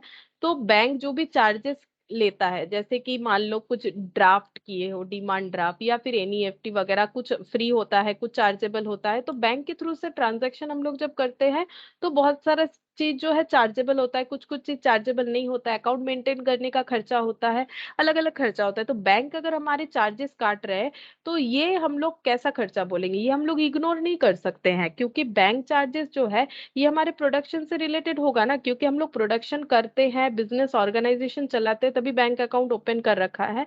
तो इसका मतलब अगर मान लो रॉ मटेरियल खरीदे थ्रू जो है बैंकिंग ट्रांजैक्शन किया, इस वजह से बैंक ने हमारा एक चार्ज काट लिया, तो फिर वो हमारा क्या हो जाएगा, कॉस्ट शीट से इंक्लूड होगा, क्योंकि मटेरियल खरीदते हुए हुआ ये, ठीक है। तो अगर ऑर्गेनाइजेशन में प्रोडक्शन रिलेटेड कोई भी बैंकिंग ट्रांजैक्शन किया हम लोगों ने, बैंक ने चार्ज काटा, ये बैंक का कोई इंटरेस्ट नहीं है कि हम लोगों ने लोन लिया था, बैंक ने इंटरेस्ट चार्ज किया, वो इग्नोर होगा यहाँ पर, ठीक है। लेकिन बैंक ने अगर चार्ज काटा है तो ये हम लोग का इग्नोर नहीं होगा, सॉरी इग्नोर लिख दे रहे हैं यहाँ पर। ये खर्चा हमारा चला जाएगा ऑफिस एंड एडमिनिस्ट्रेशन,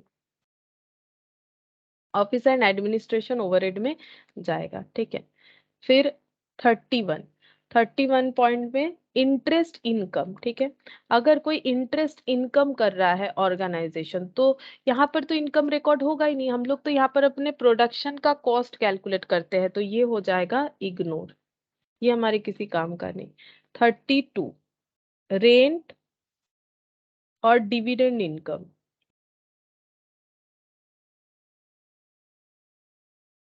अगर कोई रेंट का इनकम हो रहा है हमारा, डिविडेंड इनकम हो रहा है, तो ये भी इग्नोर। यहाँ पर इनकम क्या दिखाएंगे, यहाँ तो हमें कॉस्ट कैलकुलेट करके दिखाना है कि कॉस्ट कितना हो रहा है हम लोग का। फिर हो गया profit on sale of fixed asset, तो profit on sale of fixed asset, अगर लॉस इग्नोर है तो ऑब्वियस सा बात है कि लॉस प्रॉफिट भी इग्नोर होगा, ठीक है। तो ये हमारा यहाँ पर नहीं चाहिए हमें, क्योंकि हम लोग कॉस्ट कैलकुलेट कर रहे हैं अपने प्रोडक्शन का। तो अगर हम लोगों ने कोई सेल ऑफ फिक्स्ड एसेट किया ही है तो उसका प्रॉफिट या लॉस कहाँ रिकॉर्ड होता है, फाइनेंशियल अकाउंट में जो पीएल बनाते हो वहां रिकॉर्ड होता है। बेसिकली अगर फाइनल अकाउंट्स तुम लोग 11 में अगर किए हो, तो कभी मैन्युफैक्चरिंग अकाउंट अगर किए हो, तो मैन्युफैक्चरिंग अकाउंट में जो लिखा जाता है वही कॉस्ट शीट में लिखा जाता है, ठीक है। तो profit on sale of fixed asset ये पीएल का आइटम है, तो ये यहाँ पर नहीं आएगा। और क्या हो सकता है, जैसे कि टैक्स रिफंड, ठीक है। तो टैक्स से रिलेटेड सारा चीज कौन मैनेज करेगा, जो अकाउंटेंट होंगे, ठीक है। तो ये तो अकाउंटेंट का काम नहीं है, टैक्स रिफंड अगर हो रहा है तो ये हमारा यहाँ पर इग्नोर होगा, ठीक है। ऑफिस एडमिनिस्ट्रेशन का हम लोग यहाँ पर खर्चा लेते हैं, लेकिन वो कौन सा लेते हैं, वो हम लोग लेते हैं कि अगर हमारे प्रोडक्ट से रिलेटेड हो रहा है, ठीक है। यानी जनरल एडमिनिस्ट्रेशन खर्चा और रिलेटेड विद प्रोडक्शन का खर्चा, वो दोनों लेते हैं। लेकिन टैक्स वैक्स का बात, अगर टैक्स जो है आफ्टर सेल आइटम है, तो टैक्स रिफंड भी आफ्टर सेल ही हुआ ना, कि सेल करने के बाद हम लोगों ने टैक्स दिया था, फिर वो कुछ हमारा रिफंड वगैरह आया होगा, तो वो कौन मैनेज करता है, सीए, ठीक है, चार्टर्ड अकाउंटेंट। तो ये टैक्स रिफंड जो है ये यहाँ पर हमारा नहीं आएगा। फिर है एस्टिमेटेड, एस्टिमेटिंग और बजटिंग, ठीक है।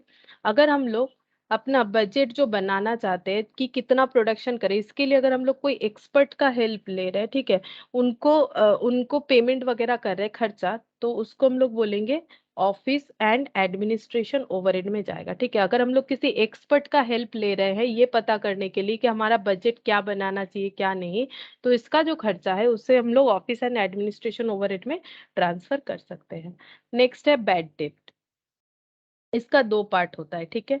बैड डेप्ट एक तो हम लोग इग्नोर कर देंगे, पहला बात है इग्नोर, क्योंकि बैड डेप्ट जो है वो आफ्टर सेल आइटम है, सेल किया क्रेडिट में किया था, डेटर ने पेमेंट नहीं किया तो वो इग्नोर, ठीक है, बैड डेप्ट। या फिर बैड डेप्ट को हम लोग कहाँ चार्ज करते हैं, सेलिंग एंड डिस्ट्रीब्यूशन ओवरहेड में अगर चार्ज करते हैं तो उसका हमें नोट देना पड़ेगा, ठीक है। अगर कोई क्वेश्चन हमें बता रहा है तो फिर हम लोग उसको सेलिंग डिस्ट्रीब्यूशन ओवरहेड में चार्ज कर सकते हैं, अगर करेंगे तो उसका हमें अलग से नोट देना पड़ेगा, अदरवाइज बैड डेप्ट हमारा नॉर्मली इग्नोर किया जाता है, ठीक है। वो डिपेंड करेगा क्वेश्चन पे, तो क्वेश्चन जब करेंगे तब देखेंगे हम लोग कि बैड डेप्ट आने से कैसे ट्रीटमेंट होता है। फिलहाल मैंने बता दिया एक बार, ओवरव्यू जो दे रहे हैं उसके हिसाब से। सेल ऑफ स्क्रैप प्रोड्यूस्ड, अगर कोई स्क्रैप प्रोड्यूस हुआ है उसको अगर हम लोग बेच रहे हैं, ठीक है, तो वो स्क्रैप कैसा है, वो क्या नॉर्मल स्क्रैप है या फिर एबनॉर्मल स्क्रैप है। नॉर्मल स्क्रैप का मतलब होता है कि जो ऑटोमेटिकली होगा ही। जैसे देखो, अगर जो चीनी मैन्युफैक्चरिंग कंपनियां हैं, ठीक है, तो शुगर केन से जो है शुगर प्रोड्यूस होता है, तो जब शुगर केन को यूज करते होंगे तब ऑब्वियसली उस पे नॉर्मली स्क्रैप आता ही होगा। वैसे भी तुम लोग अगर गन्ने का पानी पीते हो तो देखते हो ना कि जो मतलब स्क्रैप तो वो निकल के आता है ना, जो रह जाता है, ठीक है, जो हमारा जो गन्ने का पानी जो निकल के आता है उसके अलावा तो उसका जो स्क्रैप रह जाता है, तो वो तो नॉर्मल बात है, वो तो इग्नोरेबल नहीं है, वो तो होगा ही होगा, क्योंकि उस चीज का मैन्युफैक्चरिंग ही ऐसा है, वो प्रोडक्ट ही ऐसा है कि वो जो है हम लोग नॉर्मली यूज नहीं कर सकते, जो रह जाता है पोर्शन, तो ये हो गया नॉर्मल स्क्रैप। और अगर एबनॉर्मल स्क्रैप हुआ है, मतलब मिसमैनेजमेंट की वजह से अगर हमारा ज्यादा स्क्रैप हो चुका है, तो उसे हम लोग बोलेंगे एबनॉर्मल स्क्रैप। अगर नॉर्मल स्क्रैप है तो हम लोग क्या करेंगे, फैक्ट्री ओवरहेड से इसे माइनस कर देंगे सेल ऑफ स्क्रैप को। क्यों, मान लो फैक्ट्री ओवरहेड में हमारा जितना भी खर्चा हुआ, क्योंकि प्रोडक्शन करते हुए स्क्रैप हुआ है तो फैक्ट्री रिलेटेड खर्चा है, तो अगर स्क्रैप बेचते हैं तो उससे हमारा फैक्ट्री का खर्चा कम हो जाएगा, ठीक है। तो फैक्ट्री ओवरहेड से सेल ऑफ स्क्रैप हम लोग लेस कर सकते हैं। और अगर एबनॉर्मल स्क्रैप है तो इसे हम लोग कॉस्ट शीट में नहीं दिखा सकते, इसे इग्नोर करो, क्योंकि ये हम लोग कस्टमर से रिकवर नहीं कर सकते। अगर नॉर्मल स्क्रैप है तो हम लोग कस्टमर से ये खर्चा रिकवर, मतलब हमारे प्रोडक्शन कॉस्ट को बढ़ा सकते हैं, लेकिन एबनॉर्मल स्क्रैप का खर्चा हम लोग कस्टमर से रिकवर नहीं कर पाएंगे, इसीलिए ये हम लोग कॉस्ट शीट में नहीं चार्ज कर सकते, इसे हमें इग्नोर करना पड़ेगा, ठीक है। फिर नेक्स्ट है disposed cost incurred on factory scrap produced। Factory scrap जो प्रोड्यूस हुआ उसको मान लो एक जगह से दूसरे जगह हमें डिस्पोज करवाना है, तो उसके लिए खर्चा हो सकता है। तो इसको कैसे ट्रीट करेंगे, अगर हमारा स्क्रैप नॉर्मल स्क्रैप था तो सेम उसी तरह से फैक्ट्री ओवरहेड से हमें क्या करना पड़ेगा, इसको हम लोग फैक्ट्री ओवरहेड में चार्ज कर देंगे, क्योंकि ये लेस तो नहीं होगा, मतलब जो स्क्रैप बना है उसको एक जगह से दूसरे जगह डिस्पोज करवाना है, मतलब हटाना है। तो अगर नॉर्मल स्क्रैप था तो फैक्ट्री ओवरहेड में वो खर्चा चार्ज करेंगे, लेकिन अगर एबनॉर्मली वो स्क्रैप बना है तो फिर उसे इग्नोर करेंगे, क्योंकि वो कॉस्ट शीट का पार्ट कभी नहीं हो सकता है, ठीक है। अच्छा, next, cost of packing raw material, cost of packing of raw material. अगर रॉ मटेरियल को पैक करने का कॉस्ट जो है वो कहाँ पर जाएगा, क्योंकि रॉ मटेरियल को पैक करने का कॉस्ट है तो ये डायरेक्ट रॉ मटेरियल पे ही ऐड हो जाएगा, ठीक है। कि हम लोगों ने ऐसा रॉ मटेरियल खरीदा है जो पैकिंग के बिना हमारा एक जगह से दूसरी जगह नहीं आ सकता है, तो इतना खर्चा तो हमें करना ही पड़ेगा। जैसे मान लो कोई लिक्विड चीज होता है, जैसे कि ऑयल वगैरह हो गया, तो इस तरह का चीज तो विदाउट पैकेजिंग हम लोग कभी उसे मतलब नहीं लेके आ सकते एक जगह से दूसरे जगह, तो ये डायरेक्ट रॉ मटेरियल का खर्चा हो जाएगा। नेक्स्ट है scrap value of packages and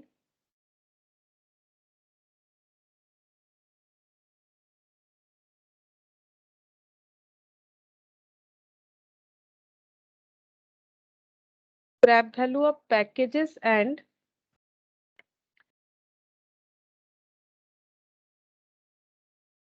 raw material, नहीं ठीक है छोड़ो, स्क्रैप वैल्यू ऑफ पैकेजेस ही लिख देते, ठीक है। स्क्रैप वैल्यू ऑफ पैकेजेस, अगर पैकेजेस को हम लोग बेच देते हैं, जैसे कि मैंने पहले भी दिखाया था यहाँ पर, किसी एक जगह पे कॉस्ट शीट पे दिखाया था कि अगर हम लोग पैकेजेस वगैरह बेच देते हैं तो वो हमारे रॉ मटेरियल के कॉस्ट को कम कर देगा। ठीक है, तो यहाँ पर लिख देते हैं डायरेक्ट रॉ मटेरियल से ये हो जाएगा लेस स्क्रैप वैल्यू।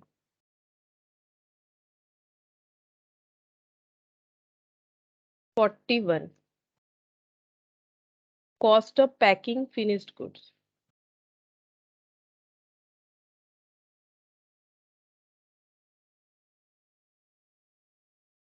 तो देखो पैकेजिंग दो तरह का होता है, ये जो रॉ मटेरियल पैकेजिंग है और एक है पैकिंग ऑफ फिनिश गुड्स, ये है प्राइमरी पैकिंग। क्यों?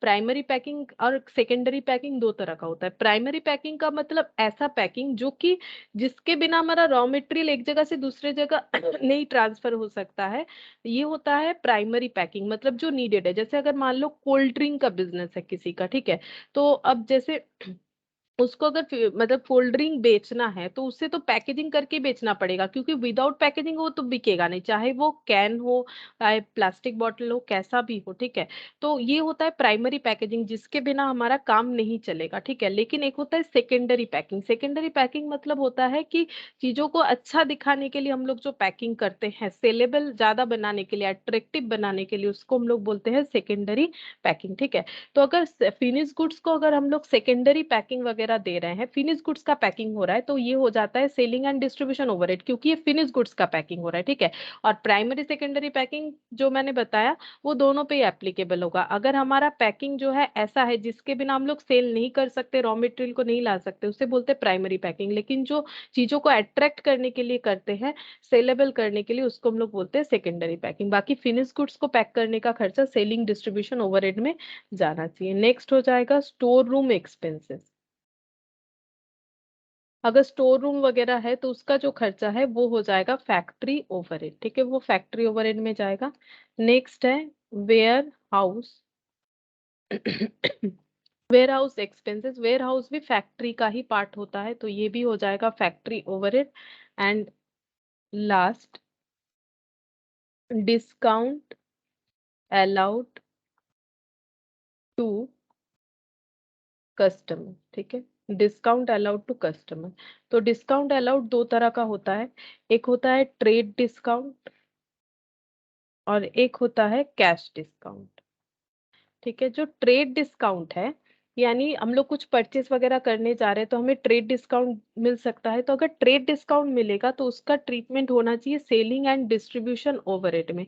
लेकिन अगर कैश डिस्काउंट है, कैश डिस्काउंट का मतलब अर्ली पेमेंट या फिर प्रॉम्प्ट पेमेंट जिसे बोलते हैं, अर्ली पेमेंट करने पे हमें कैश डिस्काउंट मिल सकता है। कैश डिस्काउंट हमें करना है इग्नोर, क्योंकि इसका ट्रीटमेंट पीएल में होता है, जो तुम लोग डिस्काउंट रिसीव डिस्काउंट अलाउड लिखते हो, यानी जो सीए यानी जो फाइनेंशियल अकाउंटेंट वाला जो फाइनेंशियल बुक बनाते हैं, वो इस कैश डिस्काउंट को रिकॉर्ड करते हैं कि हम लोग का कितना कैश डिस्काउंट आया, क्योंकि वो फाइनेंशियल रिकॉर्डिंग करते हैं। यहाँ पर हमें फाइनेंशियल रिकॉर्डिंग नहीं करना है, हमें यहाँ पर सिर्फ जो है हमारा कॉस्ट बुक का रिकॉर्डिंग करना पड़ेगा। ठीक है, तो ये नॉर्मली एक मैंने छोटा छोटा कुछ ओवरऑल व्यूज दे दिया है कि देखो कैसा खर्चा हो सकता है, जिसमें स्टार्टिंग वाला ठीक है तुम लोग समझ सकते हो, उसमें उतना प्रॉब्लम नहीं हुआ, लेकिन मिडिल मिडिल का कुछ कुछ ऐसा पॉइंट है जो कि इम्पोर्टेंट है, अगर क्वेश्चन में आए तो कंफ्यूजन हो सकता है, तो इससे एक हेल्प हो जाएगा। तो इतना ही लिख रहे हैं और ज्यादा नहीं। अब हम लोग एक क्वेश्चन सॉल्व करके देखते हैं कॉस्ट शीट का। पहला ये वाला इलास्ट्रेशन 1।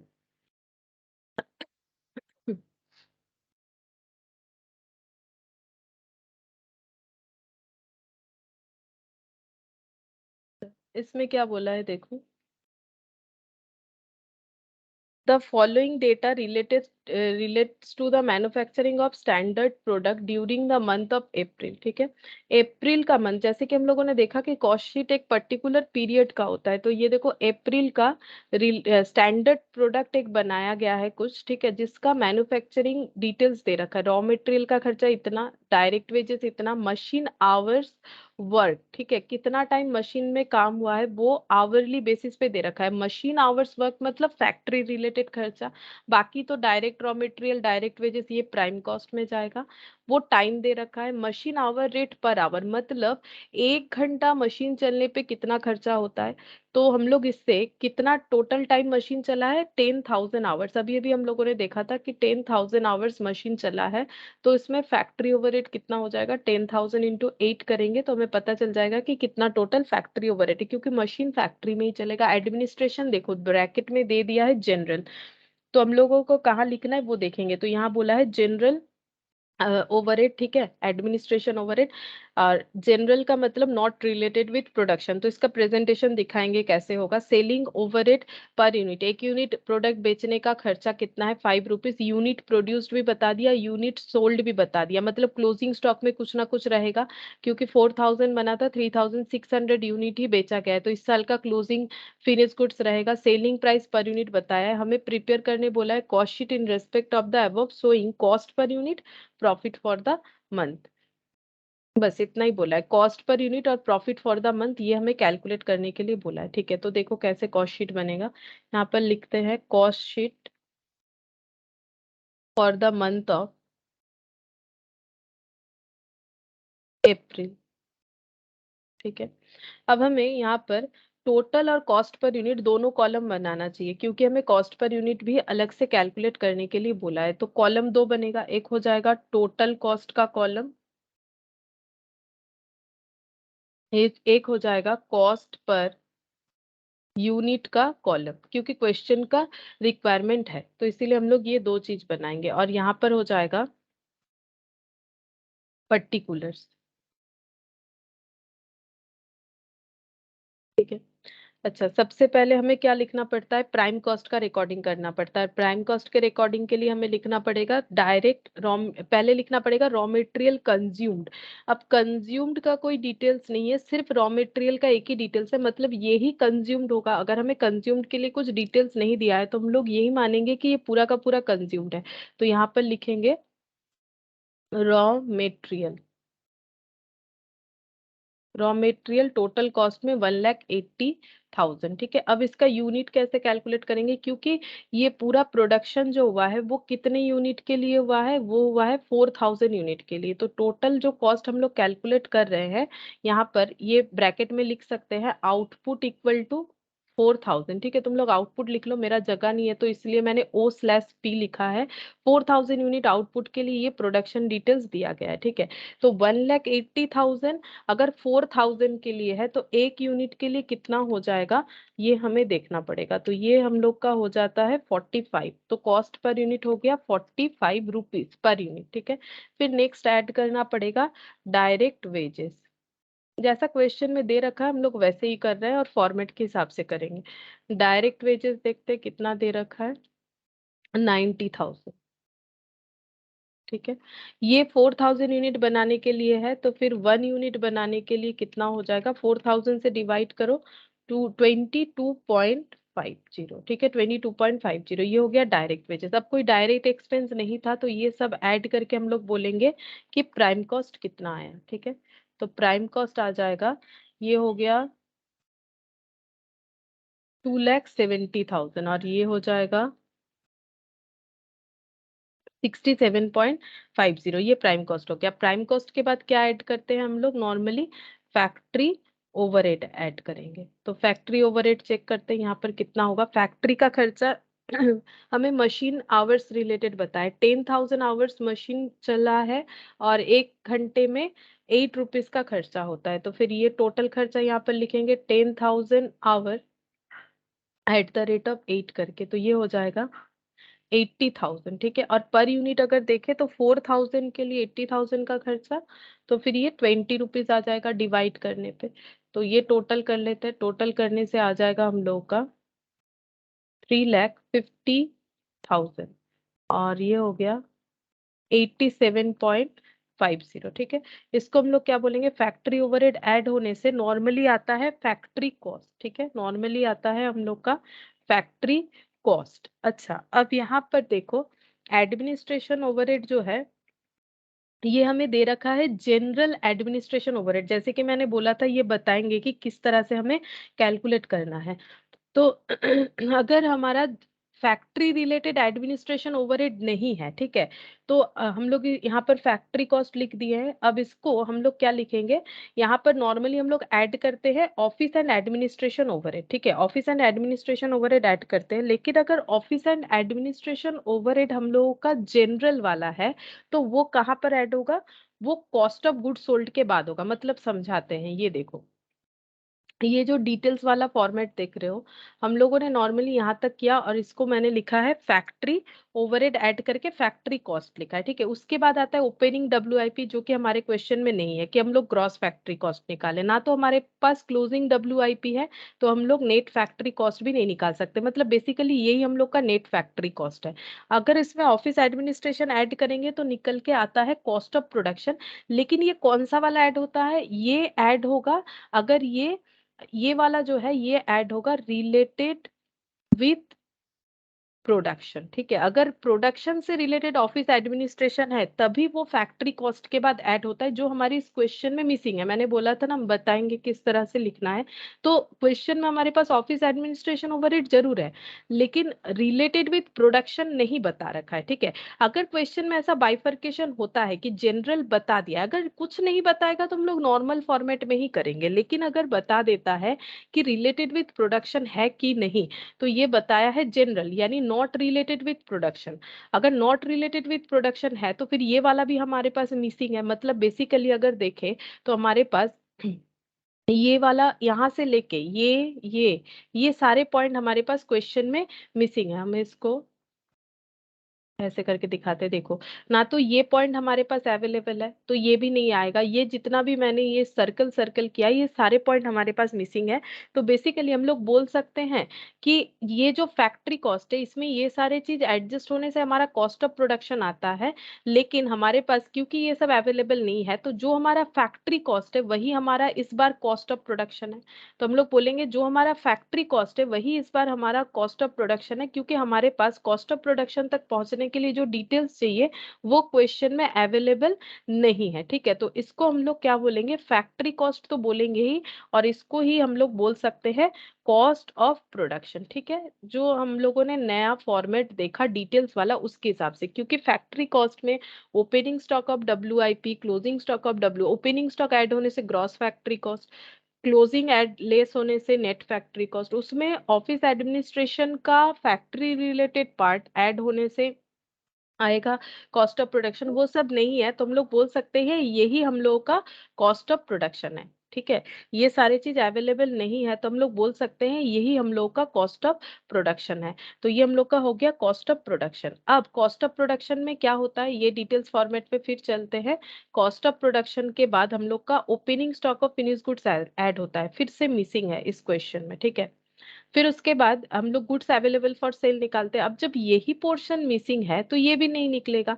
अब क्लोजिंग फिनिश गुड्स भी नहीं है तो ये भी नहीं निकल के आएगा कॉस्ट ऑफ गुड्स सोल्ड। यानी इसके बाद हमें क्या करना पड़ेगा, हाँ, क्लोजिंग स्टॉक निकल के आएगा। क्यों, देखो क्वेश्चन में था कि पूरा सेल नहीं हुआ है। ये देखो क्वेश्चन में था कि यहाँ पर यूनिट सोल्ड 3600 यूनिट हुआ है, यानी ऑटोमेटिकली हमारा 400 यूनिट क्लोजिंग स्टॉक में रहेगा, ठीक है। तो क्लोजिंग स्टॉक वाला पोर्शन हमारा इस क्वेश्चन में जरूर कैलकुलेट होगा।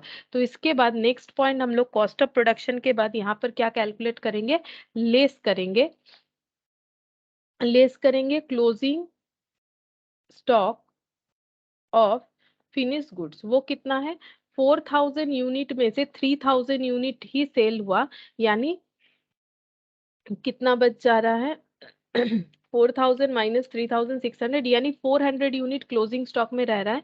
और उसका कॉस्ट कितना होगा, एक यूनिट को प्रिपेयर करने का कॉस्ट अगर 87.5 है तो 400 यूनिट का हो जाएगा मल्टीप्लाई करने पे 35,000, ठीक है। ये देखो 4000 unit eight the rate of 87.5, ठीक है, इस तरह से कैलकुलेट होगा। तो ये 35,000 हम लोग का यहाँ पर, और इसका कॉस्ट क्या होगा, इसका कॉस्ट उतना ही है, ठीक है। तो यहाँ पर नहीं भी लिखेंगे तो भी चलेगा ना, क्योंकि नॉर्मली हम लोग यहाँ पर एडलेस कर रहे हैं, यहाँ पर सेम चीज लिखने का तो कोई मतलब नहीं है, क्योंकि यहाँ पर इस वैल्यू को रिड्यूस करके दिखा रहे हैं, तो पर यूनिट कॉस्ट उतना ही है, उसमें कोई चेंजेस नहीं है हमारा।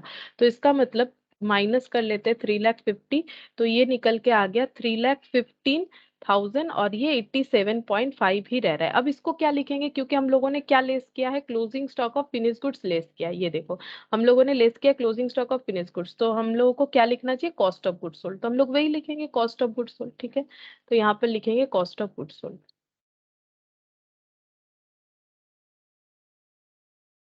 यहाँ पर हो जाएगा कॉस्ट ऑफ गुड्स सोल्ड। ठीक है, ये हो गया कॉस्ट ऑफ गुड्स सोल्ड। अब नेक्स्ट हमें क्या ऐड करना पड़ेगा, सेलिंग डिस्ट्रीब्यूशन ओवरहेड। अब देखो यहाँ पर एक नया पॉइंट बताते हैं। ठीक है, अब हमारा जो जनरल एडमिनिस्ट्रेशन का खर्चा है फिर वो कहाँ जाना चाहिए, अगर ये हम लोग का सेलिंग डिस्ट्रीब्यूशन ओवरहेड ऐड होगा तो क्योंकि ये जनरल एडमिनिस्ट्रेशन ओवरहेड है, तो एडमिनिस्ट्रेशन का अगर जनरल खर्चा होता है तो वो सेलिंग डिस्ट्रीब्यूशन के बाद या उसके आगे ऐड कर सकते हैं। तो यहाँ पर हम एक्स्ट्रा लिख देते हैं एडमिनिस्ट्रेशन ओवरहेड, यहाँ पर ब्रैकेट में लिख देते हैं जनरल। ठीक है, अगर कोई जनरल एडमिनिस्ट्रेशन ओवरहेड है तो वो इस जगह पे ऐड होना चाहिए। तुम लोग का जगह है तो एक लाइन लिख दो या फिर यहाँ स्टार दे के भी लिख सकते हो। ठीक है, तो यहाँ पर हम लोग लिखेंगे ऐड करेंगे, नेक्स्ट पेज में कर रहे, जगह नहीं है, एडमिनिस्ट्रेशन ओवरहेड जनरल वाला। एडमिनिस्ट्रेशन ओवरहेड जनरल का खर्चा कितना है, यहाँ पर 35,000 बोला है। ठीक है, 35,000 का खर्चा है। अब ये कितने यूनिट का है, तो ऑब्वियसली ये हम लोग का कितने यूनिट का होगा, 4,000 यूनिट का होगा। तो यहाँ पर डिवाइड करते हैं 35,000, नहीं 4,000 का नहीं होगा, ये जनरल वाला है, सेलिंग डिस्ट्रीब्यूशन मतलब जितना यूनिट सेल हुआ होगा उतने का ही खर्चा हुआ होगा। ठीक है, तो सेल कितना हुआ है 3,600, तो 3,600 से डिवाइड करेंगे तो यहाँ पर आ जाएगा 9.72। देखो लॉजिक क्या है यहाँ पर, यहाँ हम लोगों ने नेट कर दिया कि हम लोगों ने कितना गुड्स बेचा है, बेचा है। अब उस गुड्स को बेचने के लिए जो भी खर्चा किया है तो वो सोल्ड यूनिट पे होना चाहिए। इसका मतलब अभी तक हम लोग 4,000 यूनिट, क्योंकि ये हमारा रिड्यूस होके ये खर्चा 3,15,000 3,600 यूनिट का आया है, और 3,600 यूनिट पे एडमिनिस्ट्रेशन का जनरल खर्चा हुआ है 35,000, तो इसके हिसाब से 9.72 होगा।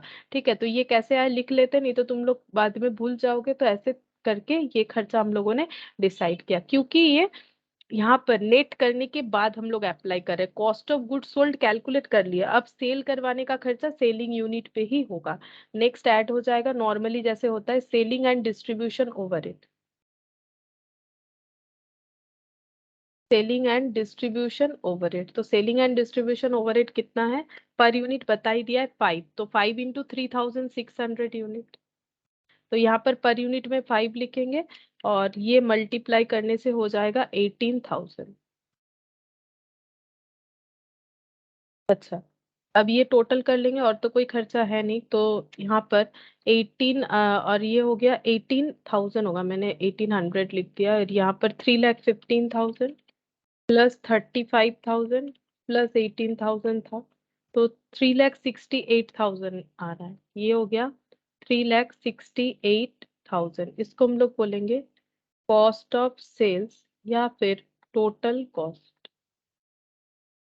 टोटल कॉस्ट, और ये पर यूनिट में हो जाएगा 5 प्लस 9.72 प्लस 87.5, 102.2, 102.22 आ रहा है, 102.22 आ रहा है। ठीक है, तो ये हो गया कॉस्ट ऑफ सेल्स या फिर टोटल कॉस्ट। तो अगर जनरल बोल के हमें आइडेंटिफाई कर दिया है तभी हमें इतना इस तरह से करना है, अदरवाइज नहीं करना है। तो इसको रटने का कोई जरूरत नहीं, इसलिए मैंने फॉर्मेट में इसको बाद में लिखवाया।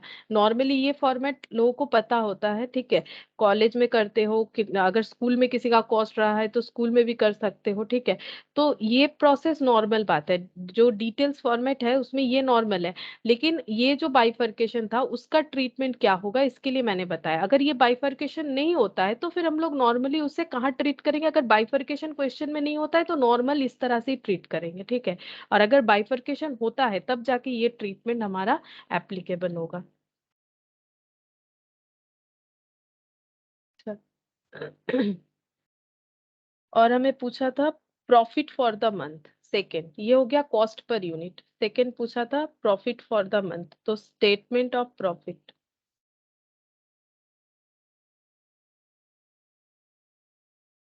Particular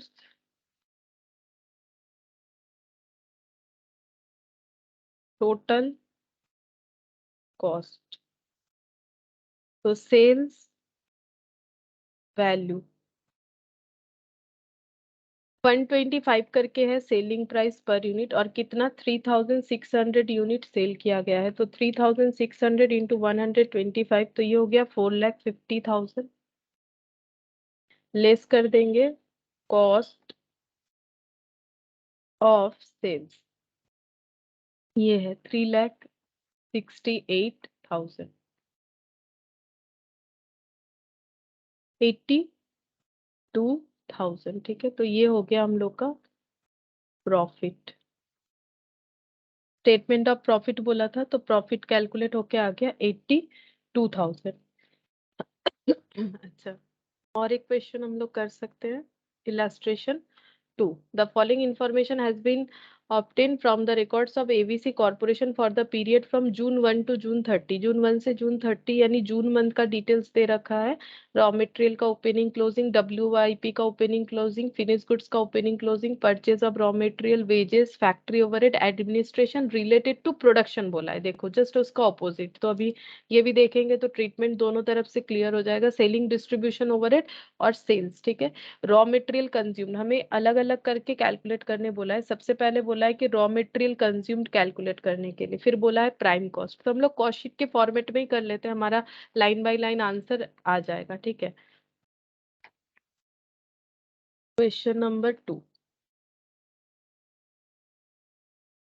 statement of cost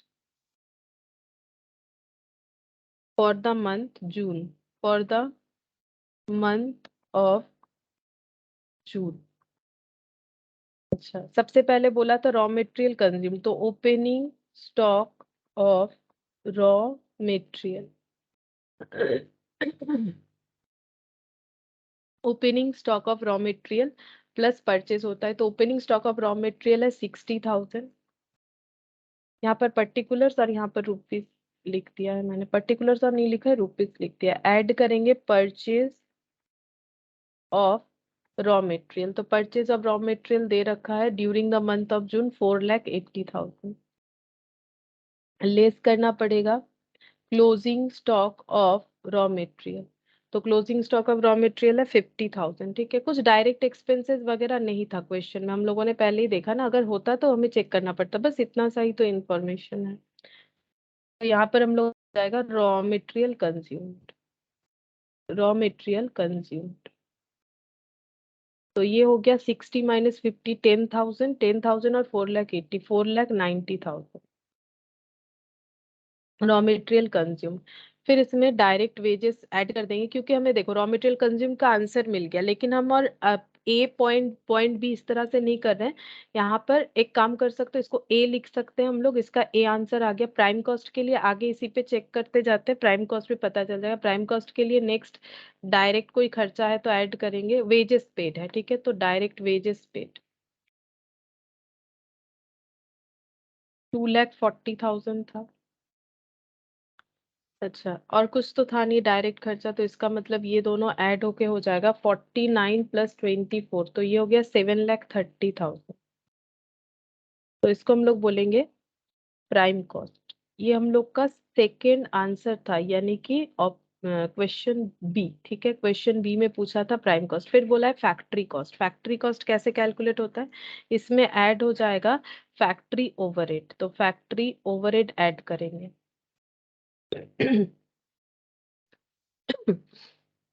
factory overhead है 1,00,000। अच्छा, ये ऐड करने से आ रहा है 8,30,000। फिर इसमें ऐड करेंगे ओपनिंग, क्वेश्चन में दिया हुआ था ओपनिंग WIP। ठीक है, ओपनिंग WIP यानी opening work in progress 12,000। Opening वाला ऐड होगा क्योंकि इसको अभी हमें फिनिश गुड्स में ट्रांसफर करना है, तो इसको हम लोग बोलेंगे gross factory cost, gross factory cost. तो 8,30,000 प्लस 12,000, तो ये हो जाएगा 8,42,000। यहाँ से लेस करेंगे क्लोजिंग WIP, तो आ जाएगा नेट फैक्ट्री कॉस्ट। ठीक है, क्लोजिंग WIP भी अवेलेबल है 15,000। तो ये लेस हो जाएगा 8,27,000। ठीक है, हम लोग को ये पूछा था फैक्ट्री कॉस्ट, तो यही हम लोग का फैक्ट्री कॉस्ट का आंसर होगा। ठीक है, नेट फैक्ट्री कॉस्ट यहाँ पर कैलकुलेट होके आ रहा है, इसका मतलब फैक्ट्री कॉस्ट का आंसर हम लोग का यही वाला होना चाहिए, नेट फैक्ट्री कॉस्ट।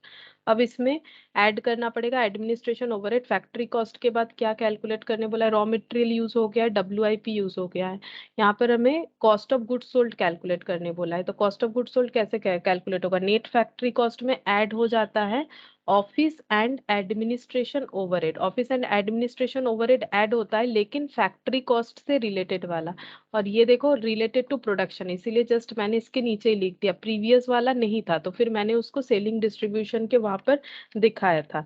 तो यहाँ पर हो जाएगा 8,77,000। ठीक है, ये हो गया cost of production.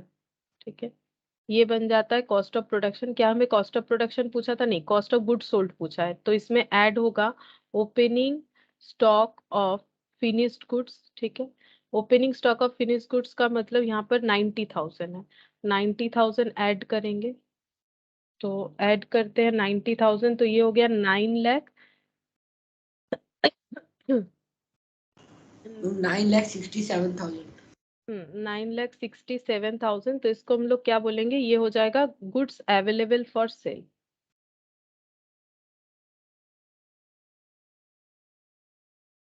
Goods available for sale, अब इससे लेस कर देंगे closing stock of finish goods. Finish goods, तो closing stock of finish goods कितना है, 1,10,000, तो माइनस करना पड़ेगा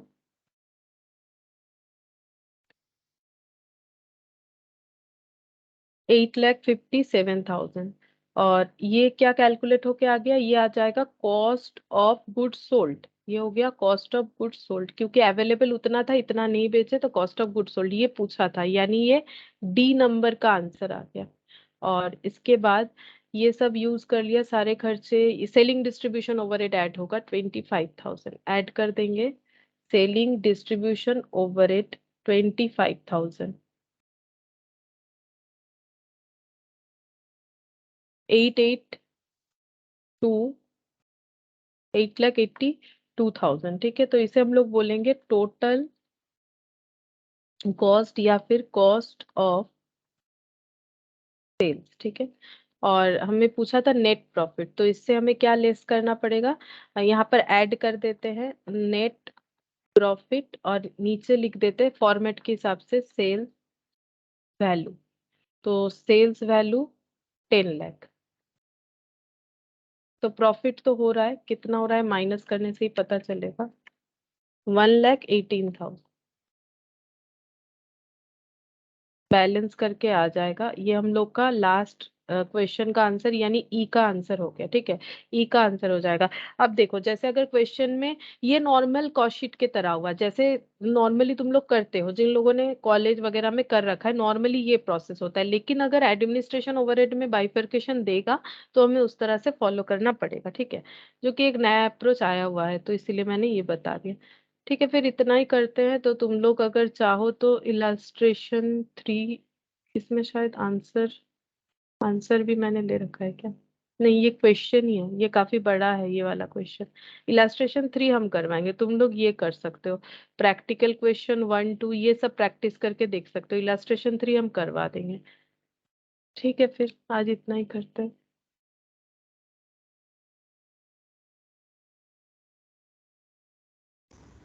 बाय मैम। बाय।